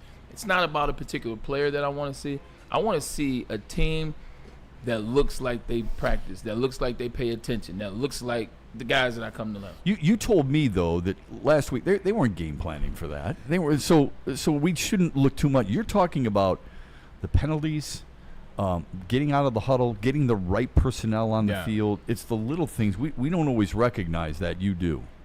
Yeah, like that looked bad. I didn't care that they lost 35 or 34-7. It is what it is. I've been blown out in the preseason for it. Didn't mount to a hill of beans. Right. But how they looked, how it felt, it just looked disorganized. They looked in disarray. Players were looking at players, trying to figure things out. Coaches just on the sideline. So I just wanted to look more professional. This is the this is the NFL. This is pro football. I want it to look like pro football. And then Dan Campbell, look, you've been preaching a thing for the last 4 years of how you operate. And we see that on the field, and we see that through your players.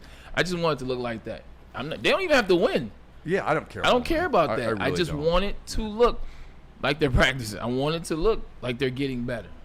Yeah, it's very strange with the NFL. As much as we love that it's back. Yeah. I don't want to rush ahead of it and quickly get to the regular season because that's how everybody feels. There's a different vibe when the NFL is in season, I believe. At least in Detroit, I think there is. But I do wonder, what the message the NFL sends when we've seen some awful football in the first and second now for some second weeks of preseason. Cincinnati's offense looked really good last night. Their defense looked really bad. their starters did play. Yeah. What would be? I asked you this. But that's how they look in the regular season. Right. That's true. That's completely true. Yeah. I asked you this last week, so I'll ask it to you again this week. Why wouldn't Dan Campbell have his starters play in a game like this? Because last year, I guess it started before last season, but I don't think they value preseason like we used to. I think that there's 17 games. I think that they feel like they're a good enough team where they'll figure it out in the first 4 games of the season. They plan to go 3-1. Yeah, that's kind of what happened last year. Look, we'll figure it out. I got you. We'll figure it out. And that's what they did last year. They didn't play in the preseason really, and they struggled that Rams game, and you can see it. They won the Rams game in the end. They lose to the Bucs, but then they start to figure it out, and the rest is history. I think when you have success like that, like why go against it? Last year they were 15-2. The year before that they were 12-5. And they didn't play in the preseason. So I think that's where he wants to go. And also, last year probably scared the hell out of everybody in Detroit in terms of the injuries. Yeah. Like, they want to make it to the season. They want to make it through the season. And you understand that? I do. Okay. I do. You get 26 injuries, and to be honest, let's cut the BS. Those 26 injuries cost you a chance to go to the Super Bowl. If we want to be honest about it, like now that the season's over and we're being honest, those 26 cost you the Super Bowl. Yeah. Like, realistically, I'd be spooked. So I understand that part. So what's the point of playing this many preseason games then? Now, I've been a guy. 3. Don't get me wrong. Well, I've been a guy who's always said, like, you know this. Yeah. I hate the thought of playing 18 games. I love it from my It's selfish coming. standpoint. Of course, but it's not about me. It should be about the players. It's coming. And it's coming absolutely. And then they're going to peel back to 2 preseason games. 4 was too many. Back in the day, they had 6 for crying out loud. I want you to think about that. I missed that era. Yeah, right. thank God. That's crazy. So what's the point of having this many now? Even 3. If teams aren't going to look at it legitimately and say, this is going to help me with my starters, or even sometimes you're too deep, what's the point? Why do you expect me to care if you don't give a crap? It's got to be for money. Don't preseason tickets still cost the same amount as regular money. season tickets? I don't think they cost the same as regular season. No, they they cost, don't. but they don't cost the same. But They still, cost. Yeah. It's still a way to make a buck. Yeah. Absolutely. So it's still all a way about to the make money. a buck. Families that get priced out of the regular season, you can want to go- take your can go to kids the to a preseason. game. Yes, you take them to a preseason game. I think money is convoluted to preseason just in general, and the way they make up for it now in these times is the joint practices. I brought that up the other day. Last year. It's you smart. know, the Giants, they came in, we faced them a couple times. Yeah. That's how they make They've done up it in for Pittsburgh. They've done it in Indianapolis. Yeah. That was the one. I feel like that one, it was hard knocks, so everybody will go back to that, but that kind of is like when the Lions turn the corner. Like watching them and watching Frank Reich talk to Dan Campbell as they were walking out there to practice. I really like what you guys are building over there. You can see Frank Reich saw what the Lions are now. He saw that day. That was always a cool. That is cool. I'm looking. This is kind of a boring name, but I don't care. I'm looking forward to. I'm going to watch Giovanni Manu tonight. Shout out. And the reason is because, at some point you're going to need backup linemen. All right. And granted, I think the easy thing would be to say I'm really going to watch Tate Ratledge. I'm gonna really watch Tyleik Williams if they play. Yeah. But when you already have guys like Taylor Decker, who has been missed plenty of time in his career because of injuries, and he's been a warrior.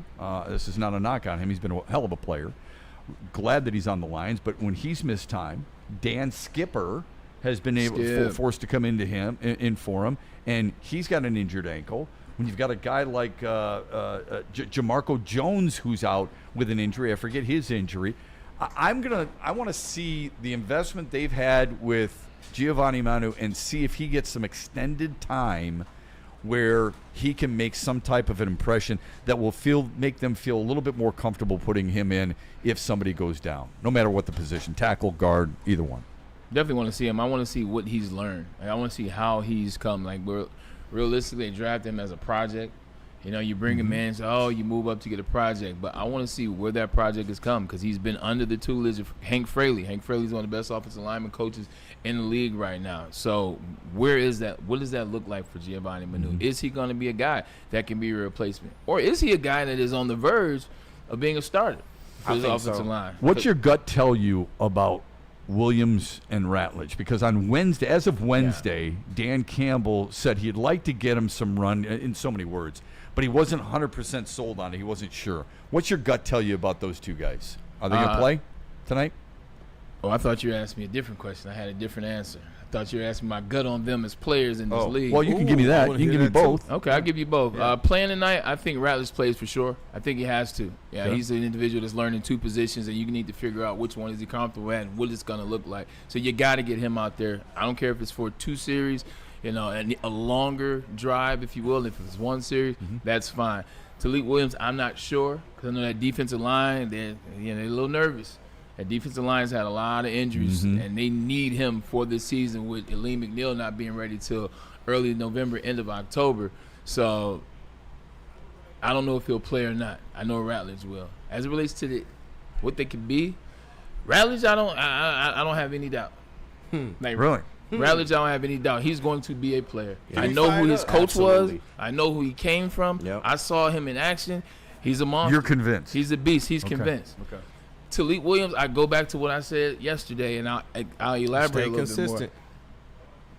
Ohio State is soft as a team, especially on defense. They have been. Yeah, they have. Thank you. They have been. They sure. went from a super physical school, and to insert Ryan Day, this softness in which players that have played against them, not just my boys in blue, have told me about it, have talked about it.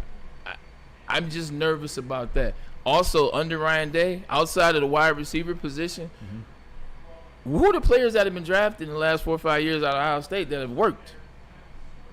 Like, it used to be back in the day, you knew if a guy came out of Ohio State, he was going to be a stud for whatever team. Like the Bosa brothers. Like, you knew, there would be studs anywhere, but you knew those names. You knew it was going to be Ezekiel Elliott. You're not talking about the Garrett Wilsons of the world and things like that. And that's why I said outside of the receivers. Yeah, and if you want to go that route, look at Marvin Harrison Jr. He's struggling. So far. Yeah, last year. He's struggling in camp so right now far. when Will Johnson is on him. But yeah. realistically, who is the defensive player that's been a stud? Is it Jeff Okudah?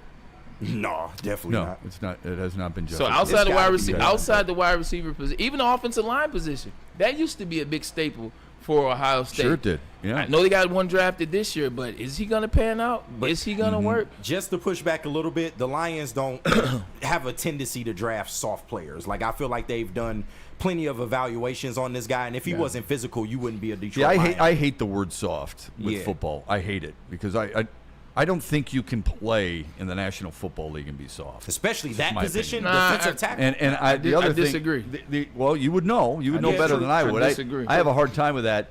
Because I think that's a very convenient word for us when there's guys who aren't getting after it. Why aren't you getting after it? The other thing is question. the other thing I would ask is, do you really think you can win a national championship Yes. in college football without being physical? In today's This game, is not the same league that you can play, In that you today's love. game, yeah, You for just asked the question yesterday, like, why can't we go back to well, that's not exactly what you said. Yeah. But you were talking about where the college landscape has gone and not liking it, and 12 games, and now rivalry games don't even matter, and you don't have to put forth the effort. Yeah. These kids getting all this money, I got a hangnail, I don't feel like playing. I take this play off because I don't feel like going against this guy. That now starts at the high school level, and it carries over to college. So when you insert Ohio State, they're soft as Charmin. However, so is the rest of the college. So is the rest of college. So are the rest of colleges, at least from where I came from. Yeah. So maybe soft is a little bit too strong for them. But there are only a couple schools that embody the same stuff that I grew up on. Yeah. And so when you have a bunch of guys that are finesse, where now offense is more important, where they don't really care about tackling anymore on defense, where they're not as physical anymore, you breed soft players. You give them a lot of excuses and a lot of things like that. So, Because I don't think your alma mater was soft last year in Columbus, and I don't think it was soft against Alabama either. But I ain't not just talking- because they won. But I'm not talking about mine. I'm talking about Ohio State. I ain't talking about Michigan. Yeah. Michigan was definitely not soft. That's why they beat Ohio State, which they had no business beating last year. It's soft. Their coach is soft. Facts. And a lot of times you are a reflection of your coach. Soft coach, soft players. Speaking of Michigan, you went there yesterday. Yeah. What was that like, and what'd you go for? I went for kind of this interview deal for Fox. It's going to be really cool. They'll start doing this rival series before games, the USC game, the Ohio State game, the Michigan State game, Notre Dame, if we ever play them again. And it'll be cool. You'll have former players, former coaches just talking about the rivalries of things, and it'll be cool. I won't give you too much because you'll see it when you see it. Mike Martin, shout out. This is, what was his name? Gus from Fox. But it's Gus not about Johnson. it's not No, Gus not Johnson, Gus. but Down the sideline. But it's not about the interview that I did yesterday. And that weight room is ridiculous. It is ridiculous. Like every time I go there, it gets even. Like, look, this is just one part of it. Yeah, this is a straight shot. I love that hill. That you can run up. Side. I love it. Yeah, it's fantastic. Now this picture right here, I'll get back to what Michigan is. This picture is great. Soup Campbell right there on the left. Myself, Ron Bellamy. Yep. Like those are the two guys that like. There would be no number one like you know him without those two guys right there. So it's good to have a chance to kick it with them. But just getting back to this team, I didn't watch practice, so this is an inside of what I saw. And Bryce Underwood did this, and the defense looked like that. Wink Martindale's got them going. It's not about that. What it's about is the energy that I saw in Schembechler Hall. Like when I tell you, when I walked in, everybody smiles on their faces. Everybody walking confident and heavy. Like the jokes that just were going on. This is the most I've ever seen Sharon Moore laugh. Like we were kicking it and talking and chilling. Soup, Ron, Wink, all the coaches, the training staff, the players were having fun. That doesn't happen during training camp if you're not cooking with some grease. And realistically, that confidence level that I saw, it's only one thing, in my opinion, that will make everybody around there walk that heavy. And the reason why I say walk heavy, because when it's not going right, coaches' doors are closed, coaches aren't engaging, players are hiding in the locker room, training staff or the training room is kind of empty. It's like a ghost town. People are walking super light because you don't want to make any noise, because you don't want to. Why aren't you in the weight room and things like that? Not looking each other in the eye. Not looking at head down. That's not the energy that I saw out of Schembechler Hall. It was like, oh yeah. So you know, it's getting me fired up. You know what that is. 13.5 million reasons. Yes, sir. Why they're smiling and why they're kikiing, as they say. And I didn't see this before I wanted to talk about this. This is running back Jordan Marshall from last year. It's scary right now. It's a totally different team than I saw last year. I truly think we're going to compete for a national championship. Now, all the kids say they're going to compete for a national championship, so you can take that with a grain of salt, and I would too. Fine. But that right there is exactly what I saw in Schembechler Hall yesterday. I'm talking about everybody. It's like they, you know what? Everybody's in on the secret. Some evidence of what they that nobody else knows. That's not unique though. I would think there is an aura about people at Penn State and Alabama and Georgia and Ohio State and Oregon. They probably all have that same type of swagger, don't you think? Texas. It's not about swag. You can't have swag when you're having shit practices. Excuse my French. Like when you're struggling, you don't have no swag. Because if you have bad practices and you pile up a couple of those bad practices and players that you want to take over, that there's a lot of pressure on, aren't performing, and you don't know what this offense looks like, or Wink can't get this defense right. It don't matter if you're Alabama. It don't matter if you're Ohio State, who just won the national championship. If it's not looking right, you get that energy. Hell, the Lions. Yeah. They weren't hunky-dory this week in practice after getting their ass whooped last week. And we believe that they're going to be in the Super Bowl. Yeah. At least a lot of people do. Yeah. When it's not going well, it doesn't matter that you're Bama or Georgia. It's about what have you done for me lately. And lately, you have been practicing like trash. You have been coaching like trash. So, like, the energy reflects it. And that wasn't reflected in what I saw yesterday. I saw people that were having fun. Yeah. I saw people that were engaged, and it was lighthearted. Are you the only one who recognized that, or do you think others are recognizing that and telling you, listen, this is how I'm feeling about this team right now? One of the guys in this picture was Mike Martin. Love Mike Martin. Mike Martin said the same thing. He saw the same thing. He's a massive human being. 100. His father's bigger than him, which is crazy. Yeah. That deserves applause. That dude really strong. You're talking about an absolute. There you go. Unit. That's crazy. Shep, all those teams that you brought up as well, those were winning squads last year. This Michigan team has no reason to be walking briskly after the year they had last year. Well, maybe not overall, but they did beat their rival and they did upset Alabama. What did it account for? So yeah, there's some reasons for them to have a little bit of swagger. But you know, seven wins for Michigan ain't gonna cut it. You know that. I know that. They had 8 wins. 8 wins. Oh yeah. Give me another one. And it was Alabama and Ohio State. Regular season, though. Regular season. But to your point, they got whooped against Texas. They got whooped. I know. I was at the game. I watched it. This is an important so I'm saying, like, this is an important that national championship was 23. I'm just talking about how you progress. Yeah. Okay, when you're progressing and you've got certain guys who felt that, if you wipe that slate clean, I think it's different. When you have guys who are coming back who were part of that little run. And, I don't believe necessarily momentum from one season to the next, but they understood. There was something that clicked with Wink Martindale's defense at the end of last year. Absolutely. And I think there's something to that being a carryover, not necessarily on how they're playing, but how they're thinking and how they see the game and the concepts that they understand. It's also something to having a quarterback instead of 3. Because last year you did not have an answer at the quarterback or offensive coordinator positions. Terrible. And I think they are in a way better position this year, knowing Bryce's ability and also having somebody with Chip Lindsey in the building that can draw it up. Yeah, I probably I'm one of those guys who I need to see it first. I hear you. And I've called all of Bryce Underwood's state championship games on TV. I think he's a really good player. I've talked to the coaches who have been associated with him, so I'm familiar with his talents, and they're real, no doubt. But oftentimes we've seen guys who are very highly thought of go to the next level, and there is a transition oftentimes. Facts. So that's what I'm trying My to junior year at Michigan, my freshman year, we didn't win the Big Ten my first 2 years at Michigan. I think freshman year we won 8 games. I want to say we won 9 or 8 games my sophomore year too. So we were very, very average Michigan team, if you will. Mm-hmm. That training camp going into my junior year, when I knew Chris Perry was the best running back in the Big Ten, when I knew our offensive line was real, when I knew John Navarre was now a fifth-year senior that I trusted and that knew everything and where it was going, on the defense side of the ball, insert a young Lamar Woodley, I was like, Lamar is this good? Yeah. This is a guy that's been sleeping on my couch. He's this good. Marlon Jackson moves to safety, so now we got 3 guys on the field that were preseason All-American. Like that year, man, I was walking around same way. And I'm wearing 1 now.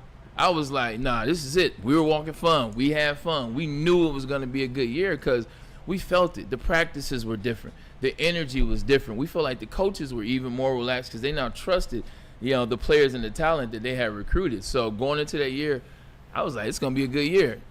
I think that's the best team I ever had. We were better than that USC team that year in the Rose Bowl. I don't care what people say. I agree. We were better. I dropped the pass on the first series. That was a go route. If I catch that pass, the momentum is different. Like, we beat that USC team. That was before Reggie really got cooking with grease. Lindell still was young. We were better than that team. We lost 2 games that we should have won. We were a damn good team. I felt that energy September 8th. Going into the season, excuse me, August 8th. Sounds like it still bothers you, huh? Losing those 2 games. Because it's my fault. Like in my mind, I know it's not the way it works, but first drive you catch, that's a 9 yards, a touchdown.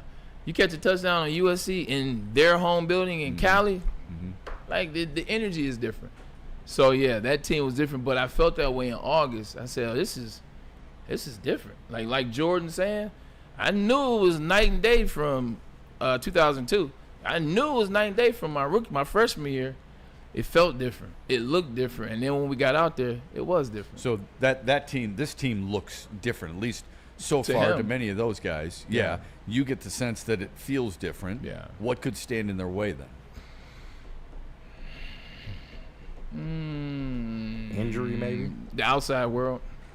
The outside world. Michigan has done a really good job of staying in-house. Like the last 5 years. Like obviously everything that Harbaugh and they went through in 23 last year, they stayed together. They've stayed together. They kept things in house and they've been good. Don't let those distractions, because there are people gonna clamoring for Sharon Moore's job the first time that there's they get close or that they feel like he made a bad call. Bryce Underwood, he goes out there and throws an interception in Oklahoma and Norman. Oh, he doesn't deserve this. He's not worth this. Stay off the socials. Stay away from the media. Stay away from us. Don't stay away from me. Stay away from us. Like, if they just stay inside those 4 walls in Ann Arbor, you can build this thing out. But if they get caught in their own way and starting to pay attention, and now you create division in this. Sounds promising. So a lot to look forward to apparently in Ann Arbor. When we come back, we look forward to Braylon's breakdown. He's got some stuff from Lions practice that he's going to break down on what can work with certain individuals at certain positions. We will do that when we come back on the Braylon Edwards Show on a Friday afternoon here on Woodward Sports. Freaky Friday. How do people feel about getting a Planet Fitness membership for $15 a month? How do they like working out in a clean and spacious gym that's filled with equipment for every workout? And how about free fitness training in the judgment-free zone that leaves them feeling energized all day long? Join Planet Fitness today with the free PF app online or in club and start getting that big fitness energy for $15 a month. Walk into any Lady Jane's Haircuts for Men today. Open 7 days a week. Sit back, relax, and enjoy precision haircut, scalp massage, hot leather neck shave, and hot towel treatment from one of our talented stylists. Step up your game this season and take advantage of our $20 haircut special. Scan the QR code and get your coupon today. Lady Jane's Haircuts for Men, the ultimate haircut experience. Open 7 days a week. Walk-ins always welcome. Lady Jane's Haircuts for Men, it's wicked awesome. Ever wonder what goes on inside the game? Deep ball's got a man and got him. Touchdown, Braylon Edwards. Join Braylon Edwards and Shep Edwards has it. 10-5, touchdown. on the Braylon Edwards Show with Shep, Bar looks in zone. Got Edwards for the touchdown. where they dive deep into the heart of sports. Weekdays from 2 to 4 p.m., they're bringing you expert analysis, exclusive interviews, and a fresh perspective on the sports you love. Don't miss it, only on the Woodward Sports Network. Head to woodwardsports.com and click on Shop. Get the latest in Detroit sports apparel and exclusive Woodward sports gear. Woodwardsports.com can get the whole team outfitted. Love the Pistons, Red Wings, and Tigers? We got something for you, too. Shop online at woodwardsports.com. Why do we fight? We fight to protect the innocent, to hold the powerful accountable, to bring the oppressors to justice. Why do we fight? We fight to secure and preserve our civil liberties, to get each and every one of our clients the justice they deserve, and to make the lives of real people just like you whole again. ThenFights.com. And we back. Oh, we got some Michigan State love in there. CB, you popped in right in time. Oh, I thought. I'm sorry. I thought we had the I did that already. Jack's Car Wash. Yeah, you did do that already. Hey, Okay. go to Jack's, get your car washed, man.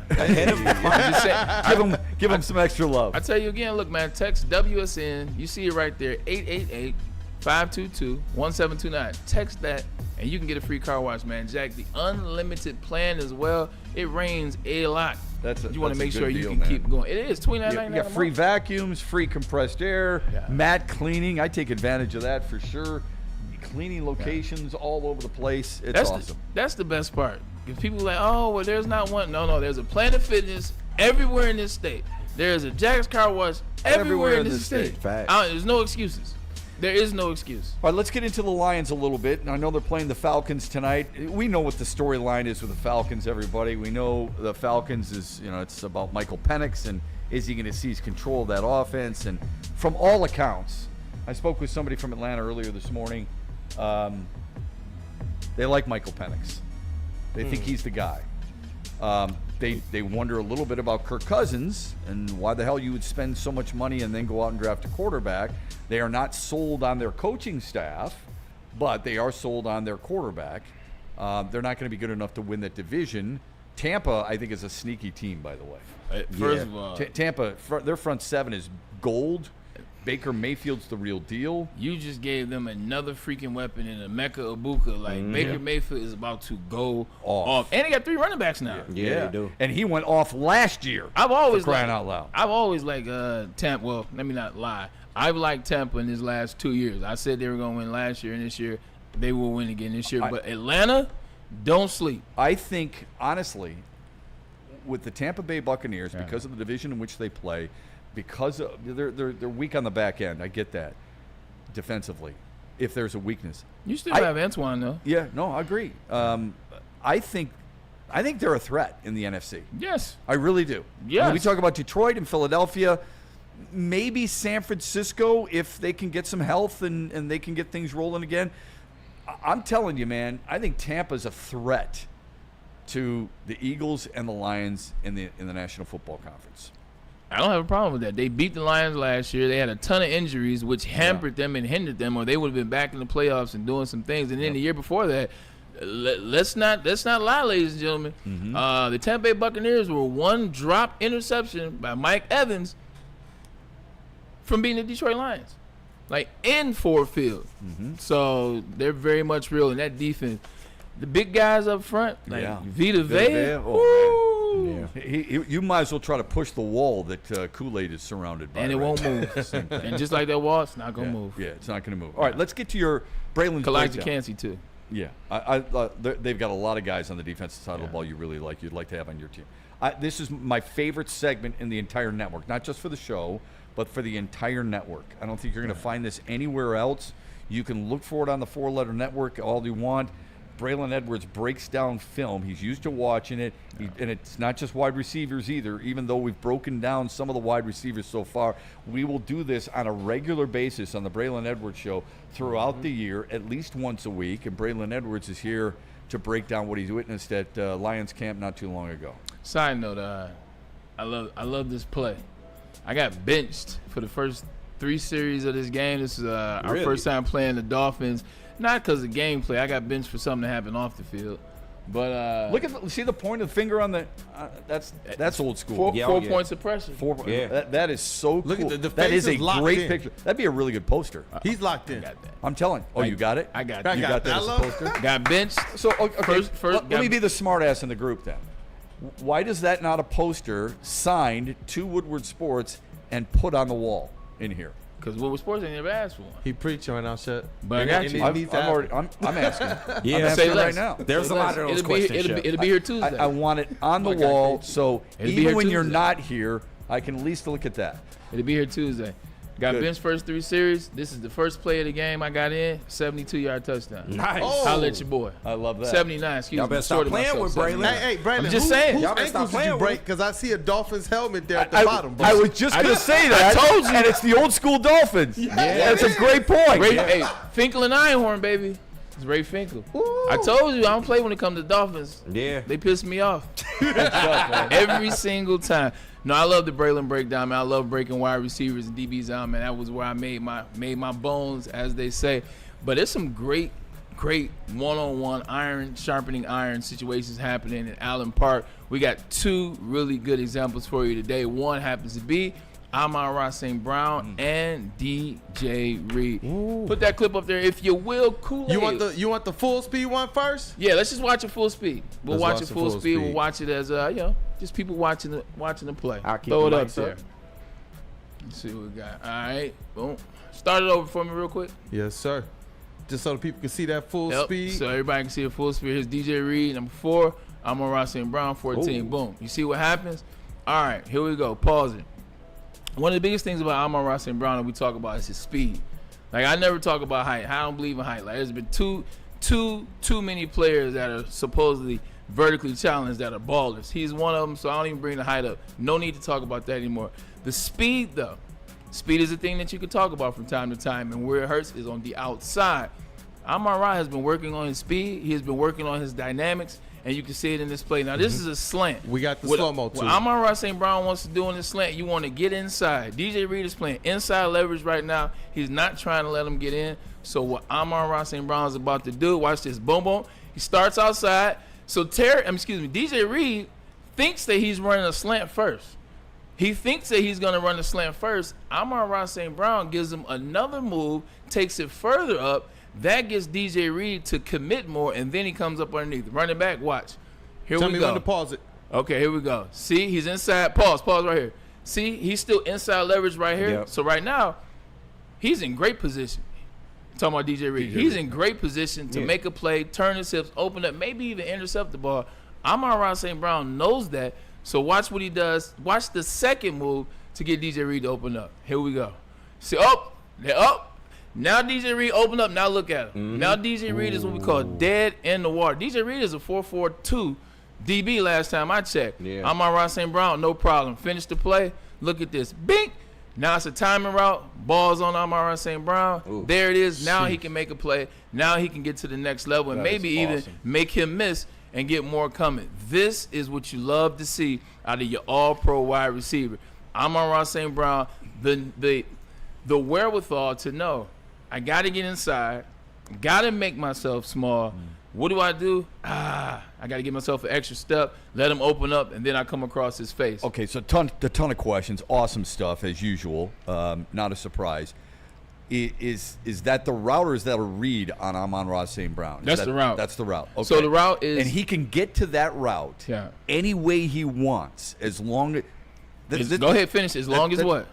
As long as he gets the right depth and timing with Jared Goff. So realistically, a lot of times you can beat the DB right off his face to do some things, but if it doesn't time up, if it's too fast, Amon-Ra St. Brown may get in there, but he'll be on the other side of the line of scrimmage by the time Jared Goff's ready to throw the ball. So now he's dead in the water.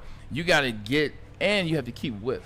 So the good thing about how he started out, broke it down a little bit, then broke it up more, and then came up, he kept the width, so you keep the lanes clean, the passing lane for Jared Goff. Now Jared Goff can drop back. Oh, it's wide open. Boom, there it is. If he goes too quick, it's a muddy pass picture. Because if he tried to break after the very first move that he made, DJ Reed would have been in there. Maybe he makes a hell of a catch. Maybe he doesn't, but it's not worth it. Right. But the way in which he did it that way, passing lane is clean, the depth is clean, the width is clean, he's protected, catches the ball, and he can make a move and score. If that was number 9, maybe the house call. You know what's amazing? Or 1, excuse me. Is how quickly he gets into the route after those moves off the line of scrimmage. That shows you the quickness of a guy like Amon-Ra St. Brown. Shows you the feet, shows you the hips, it shows you the dynamic work that he's been working on in the offseason. Just as a route runner, like this is a major step. You know, you guys want him to be the best receiver in the NFL, and that's what you guys are aiming to do. You got to take steps, and this is a major step by him. That footwork looks elite. And like, that is so freaking good. Yeah, he looks smooth as butter. It looks like what happens when you guys a little older, you shed that baby fat. You're no longer 22. Yeah. You're no longer 23. Now you're 20. You get a different kind of fat, trust me. Now you're 24, 25. Okay, let me ask you this. Yeah. So we focus on Amon-Ra St. Brown and for good reason. What about DJ Reed? I'm going to just start calling him Saint. Yeah. Like, I feel like I say his name all the time. I'm going to start calling him Saint. Okay. Just like, what was that? You Got Served. Yeah, right. We're going to call him Little Saint. Do it for Little Saint, We're going to call him Little Saint. We'll do it 14. You can call him whatever you want as long as it's successful. What about DJ Reed? How much better could he have played that? What could he have done that maybe screwed up the route, if you will? Put his hands on him. Okay. Put his hands on him at the line of scrimmage. Like DJ Reed played DJ Reed played a little too open because he believes, I got speed on him. Let's see there. He put his hand out there. He put his hands out there, but he wasn't aggressive. He put it out there as a filler. That's not a jam, right? Okay. He put it out there as a filler. Amon-Ra saw it. I was like, oh, okay, I got one. Go ahead. Now, kind of to go along with Shep's question, I feel like he would have been beat either way because he was playing inside leverage a little too deep. Yeah. And if Amon-Ra was running an outside route, he would have been beat anyway. Am I wrong in that? In that first move, if he would have tried to go in there, DJ Reed would have picked that. You think so? You think so? Okay. He would have, because he would have reverse pivoted. Like he was waiting for that move. Mm-hmm. That's why he had the one. That's why he had the one hand up like this. He's waiting to go on. Got you. He's waiting to open up. But when Amon-Ra did it and he hesitated, he had to open up this way. Yeah, got you. Now Amon-Ra went up underneath him that way. So he was waiting to do this move right here. Boom. Shows. You can't see me on camera. But yeah, but we got you. He was, you got it. He was waiting to that's good stuff, man. Turn. So he would have been good in position as a DB if he would have made the first move. Second move, took him out. Yeah, there's not a whole lot you can do in that situation other than what you said, right? Get your hands on him. Because what I oftentimes hear cornerbacks say is, we're trying to get them off the route. They're trying to get you off your route. It's harder with you because of your strength and your size. But if you can do that screws up the timing, right? It would have appear to the naked eye that he did take him off his route.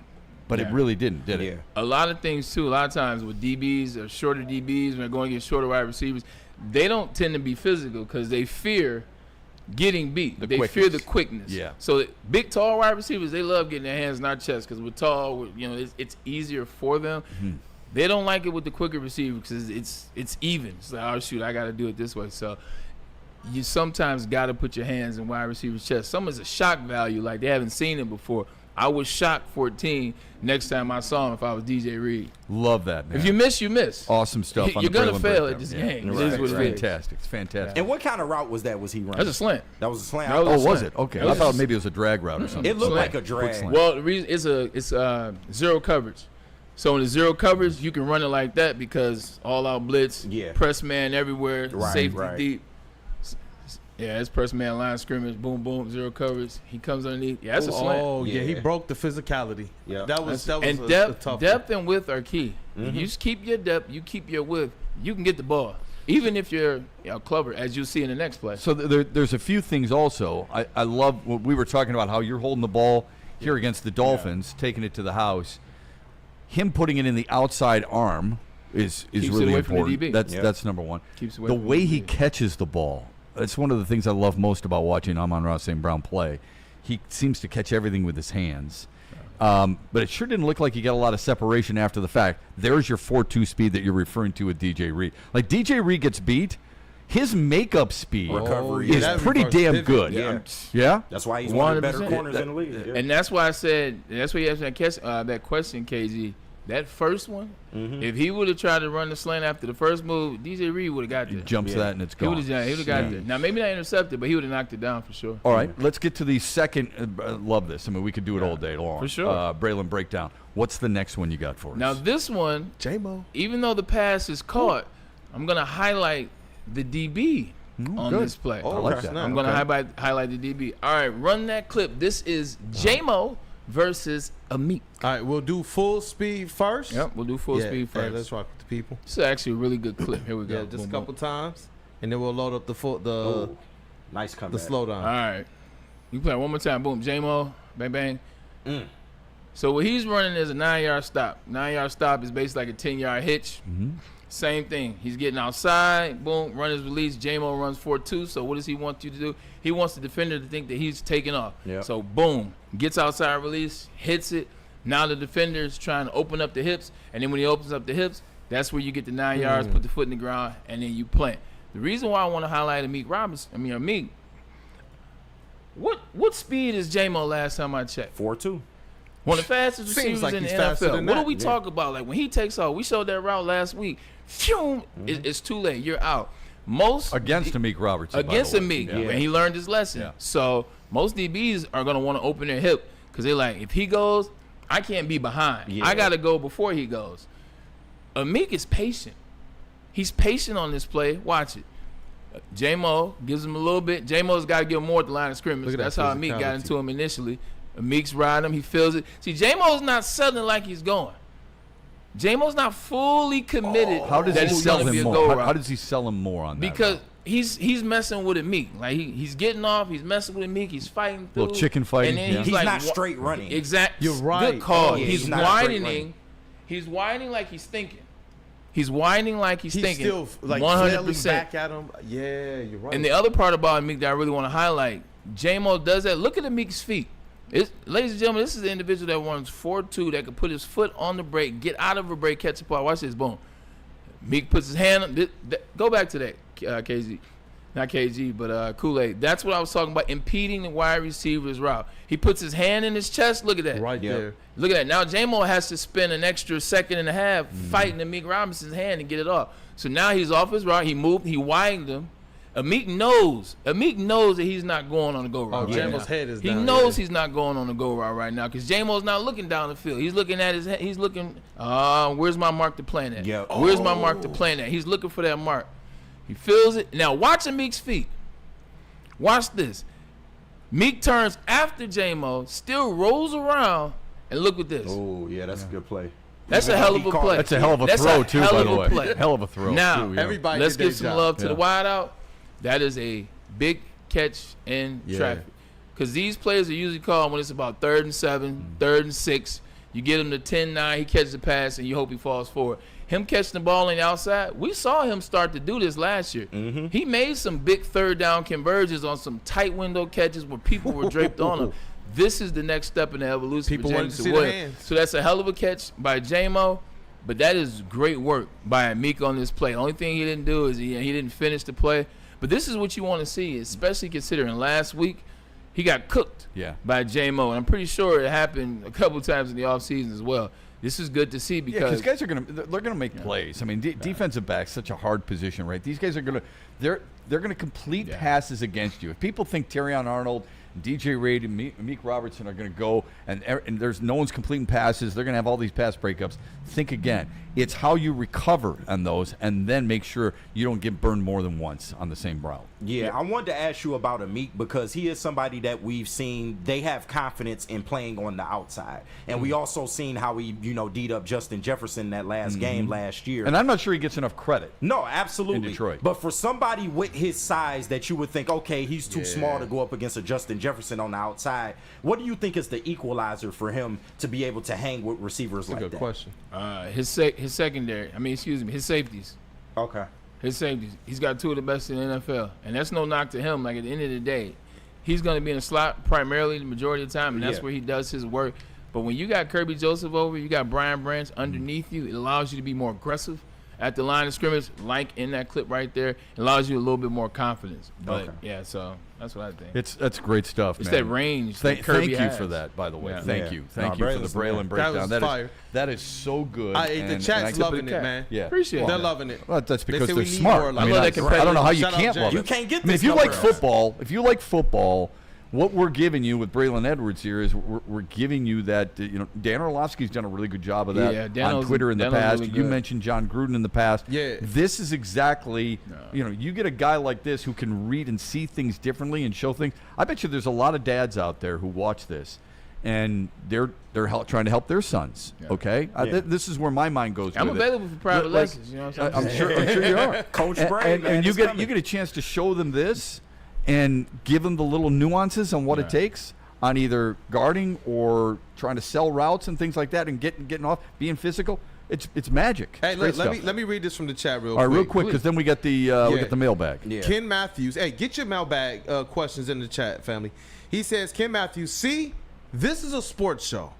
It's not opinion, but breaking down the sport, man. They loved it, bro. The chat family loved it. You did a great job, man. This was awesome. And low key, awesome. I got another question. Well, wait. Let's get to. Can we get to the mailbag first? Yeah. Let's get to the mailbag because it's 51 after the hour. I want to make sure we get to the mailbag. If people take the time to send that in, want to do that, and then we'll finish up with KG real quick. Go ahead. Go ahead, KG. Oh, sorry about that. But yeah, so when you said that J-Mo, you could tell that he wasn't going deep because he was looking for his mark. You can kind of tell that. Is that something that J-Mo can improve on? Do you think that's something that other teams see as well? Like if he's out in an actual game and they see him looking for a spot and they can defend him better that way, is that something he can work on? Yeah, 100%. That's a conversation between Amik and J-Mo. The same kind of things when I was working with Darrell Revis. Like, we would see it, we watch film. We would talk about it after practice. Hey, look, what were you doing on that? Well, what I saw was this. I used to ask Revis a lot of times if he'll break on my routes. Why'd you break on that? Like, how'd you know it was a comeback and not a go route? And he would give me what he felt he saw or what he felt.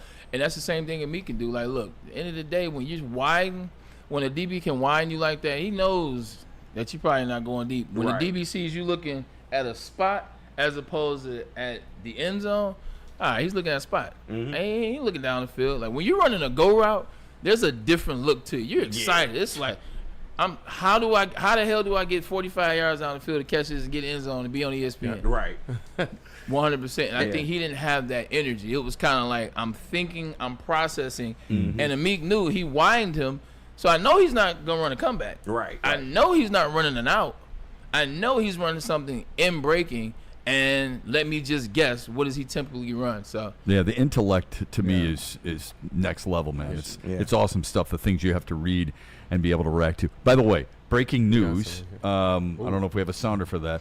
Cody Hoyer has been called up for the Tigers. Luke Jackson has been DFA'd. So a different arm out of the bullpen for the Tigers, who play the Angels tonight, and Tarek Skubal might have 25 strikeouts considering how much the Angels swing and miss. Yeah. What do we got from the mailbag? Hey, yes, I see them pouring in here right now, and shout out to the chat because you know what? They're still giving their love to Bray. I see you, RJ Graham. He says, I love that breakdown, Braylon. That is why Woodward Sports is the best. But shout out to you, RJ Graham. Appreciate you, RJ. Braylon, Thank you for that. Yeah. And I see Steve-O Baby in the chat. Mailbag.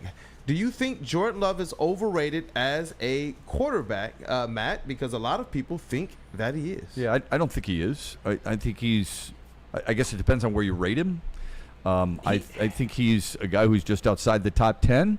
I think that's probably where he belongs. I agree. I don't have any problem with that. I think he's a good-looking quarterback. It'll be a very interesting year for him considering what they did for his offense this year. But I don't think he's in the top 10 right now. I think his gunslinger mentality gets him in trouble. That's just why I think he's not consistent. And I think but over the years, I think that's happened with a lot of gunslingers. They used to say the same thing about John Elway. I'd take John Elway in a heartbeat. But Jordan Love's not Elway. No, he's not. But he trusts his arm. Right. I want a quarterback who believes in his arm. I have no problem with that because I want to get the ball to guys like that. Right. When it comes to your divisional rivals, don't just because you hate the rival, dismiss everything that a team or a coach or a player can be. Because Jordan Love is legit. Yeah. I think he hasn't had the receivers. And I think the receiver that he drafted, a lot of people in Golden, and everybody's like, he's not number one. BS. Yeah. I think he's going to be loaded. I think he'll be healthy, and this will be year 3 for him under Matt LaFleur's. I think they are the team in this division. The only team that I'm number 2. About. Yeah. That's what I mean. Yeah, it won't be the Vikings. It'll be right. It'll be them. Okay. You think they can challenge? Yeah, I think I agree. Jordan Love somewhere between 12 and 15. Yeah. Okay, I agree with that. You can do a hell of a lot worse than Jordan Love. That's what I would say. What? True. Yeah. I think he's a good player. I really do. Anything else in the chat? Oh Maybe yeah, definitely. James, he wants to know mailbag. Braylon, did you ever test out at tight end? Did I? No, I absolutely did not. I wasn't this big when I played. Same size, but it's different up top. No, I didn't want to play tight end. I don't mind blocking. I actually love blocking, but putting me in there, put my hand on the line of scrimmage, that's different. Yeah. You can bring me in motion to block one of those guys, or you can bring me in reverse motion so I come back and block out on one of those guys. I'm not putting my hand in the ground next to the left or right tackle and looking up at Clay Matthews. No thank you. I think the tight end position is one of the hardest positions in sports. I really do. You have to be a blocker, you have to be a lineman, and a receiver. Yeah. I think it's and I love how it's evolved. You don't have to block anymore. Not as much. You're right. Yeah. Not as much anymore. All right. That's an elite transition because we got one from Kim Matthews mailbag. What do you all think Laporta will do this year? Because he could be the X factor. Shout out to our tight end. I didn't hear that. I said it again. He said, what do you think Laporta will do this year? Because he believes he could be the X factor for the Lions. Sammy Laporta. So I like him a lot. I think he's going to have a really good year. Great. I think he's had a really good year last year. It's really hard statistic-wise with this team because of the talent on offense. I want the ball in St. Brown's hands, Williams' hands, and Gibbs' hands so often, and I really like David Montgomery. There's only one football to go around. That's an old cliche, but it's true. I think Sam Laporta is very effective. I love him in the red zone. Yeah. I think he's got unbelievable hands. I think he's a really good blocker. I think he's a complete tight end. I think he's much better than a guy like T.J. Hawkinson because of that ability to block. So I think he's going to have a really good year. Yeah, I think that he is a damn good tight end. I think he was injured last year. They didn't have to necessarily use him, so they kept him safe, kept him healthy. I think he has a big year. But to your point, it's tough when you're an offensive coordinator. You got to figure out a way to get every freaking body on that offensive ball. My last year with the Jets in 2010, you had LaDainian Tomlinson in the backfield. Yeah. You had Sean Green in the backfield. You say what you want to. Sean Green had to get his short yardage and goal touches. LaDainian's got to get his touches. Santonio Holmes, Lord have mercy, does he have to get his touches?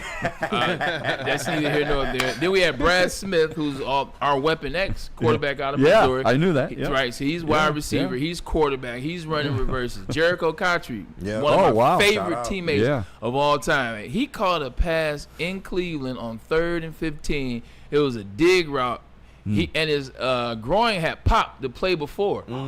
So he ran this play with a pop groin, dove across the middle, and caught that's crazy. Things like that's not soft. Right. Amen to that. That's not soft. Yeah. But Dustin Keller.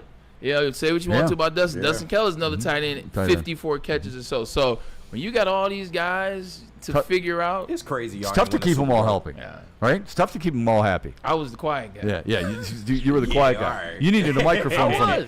Anything else? We just got a super chat, man. Look, they're sending in the chats, man. Keep them coming. We appreciate this. This is exciting on a Friday. This is dope, man. The mailbag is popping, man. But J-Rod hit that like button. Hit the like button. Hit that like button. You've been doing a hell of a job on this show. We appreciate that. Keep it coming. We do see it. We definitely see it. We appreciate you for liking the show. Keep doing that. We're trying to stay ahead of the other shows. We love them, but we compete. It is what it is. J-Rod Sayers with the $5 super chat, man. He says, Bray, My church league softball team needs a sub tonight. You in for 720? Location is at Dealey Park in Sterling Heights. He even put the Addy, dog. He dropped the pin. Realistically, maybe next week or a week after, you know what I'm saying, I might pull up. I'll be in a softball league with Stick this year. Yeah. That I just signed up for, so I'm excited about that. Kool-Aid. You don't have to run Did you get that invite? speed. So. Okay. I didn't. I played baseball in high anymore? school. I got my letter and my pen and everything. Anymore? Because I got one quick thing before we head out of here. I will tell the people, definitely get them in because there's a lot here. I don't know how to decipher for this last minute, man. Well, that's your job, though. You're the best at what you do. All right, Get it together, Kool-Aid. All right, you know what? I know who we're going to do. Freddie Felt. Shout out. Freddie Felt. Freddie Felt. And this one is addressed to Mr. Shep. He says, ask Shep, you have always maintained the utmost professionalism and poise over the years, but what is the one sports debate or take that has aggravated you the most over the years? Pistons fans liking Michael Jordan. That's not that hard. Hey, look here, tell him. There's a lot. I mean, there's a lot. Pistons fans get when they gave him a standing ovation. He came back with the Wizards. I was there at the Palace. I threw up in my mouth. Okay, so there's that. They gave him an ovation because of what he meant to the game, though. Look at Shep's face. My God. Come on, Shep. Come on, man. Listen, it's a Friday. I don't want to ruin your weekend by dusting you on this floor you might with that have debate. to. Okay, Shep, that's number one. So the other thing is the whole second. I want the second quarterback in Detroit, which I always found rather humorous as well. So those are a couple of the things that have kind of driven me crazy. Also, the fact that we all think sports is super easy, and I definitely know it's not. Even though at times I've acted just as guilty. Real quick, before we get out of here, it is the Red Wings 100th. It's their centennial season. Have you seen the new logo and what they're doing in center ice? No. It's got the 100. And the wheel. Okay, and then I just saw this, and then the Hockey Town across it. Do you like Hockey Town across center ice? Yes or no? It's kind of been our slogan. To me, yes. I know we ain't like Hockey Town in a long time, but I don't like it now because we're not Hockey Town right now. We have not been Hockey Town in a while. You're either Hockey Town or you're not, aren't you? Or is it only when you're winning? I'm sorry. Can you get to the playoffs in the last 10 years? Right. They haven't gotten to the playoffs the last 9 years. I don't disagree with that. Too, bro. But it is ours. Like, we have coined that phrase. I don't mind it. But it hasn't been Hockey Town in a while. True. It wasn't anywhere before then, so don't add it now is what I'm saying. I got you. I feel like when you add it now, you're trying to remind people, which is kind of like, hey, remember what we used to do? Yeah. No, we don't. Right. What are you doing now? Right. I feel like that's what it is. That's good. Hey. That's a good take. I would prefer just the 100 across the center. And not because they're not Hockey Town, but just because I'm sorry. That was I do believe. I believe it's no. It's been a marketing slogan. Yeah, I think it was more of a marketing slogan than what it really is. You're right. I think I think there are really good hockey cities across this country. Yeah. Detroit's in the conversation. To call it Hockey Town, I've always felt is more of a, well. There's but there's 5 others. Yeah, is what true. I'm saying. But I'm saying I don't think, and if you look at it, I mean, if you want to debate, I mean, look at Minnesota. Minnesota, what they draw compared to what Detroit draws, it's really not even close. Yeah. So, but I think it's a cool looking logo. Shout out Brad Gatley, we got it up there. I would prefer the Hockey Town out and just the 100. Yeah. But either way, we're out. We're back Monday. Right here, 2 o'clock, Woodward Sports on the Braylon Edwards Show. You're going to Ann Arbor? Right. We will be in Ann Arbor. We will be in Ann Arbor. We will be in Ann Arbor. That's good to know, and we'll do that on Monday. It'll be nice and smooth, and we will have everybody here. We hope we have you here as well. Have a great weekend, everybody, and thanks for watching the Braylon Edwards Show. Ever wonder what goes on inside the game? Deep ball's got a man and got him. Touchdown. Braylon Edwards. Join Braylon Edwards and Shep. Edwards has it. 10-5, touchdown. On the Braylon Edwards Show with Shep. Lamar looks in zone. Got Edwards for the touchdown. Where they dive deep into the heart of sports. Weekdays from 2 to 4 p.m. they're bringing you expert analysis, exclusive interviews, and a fresh perspective on the sports you love. Don't miss it, only on the Woodward Sports Network.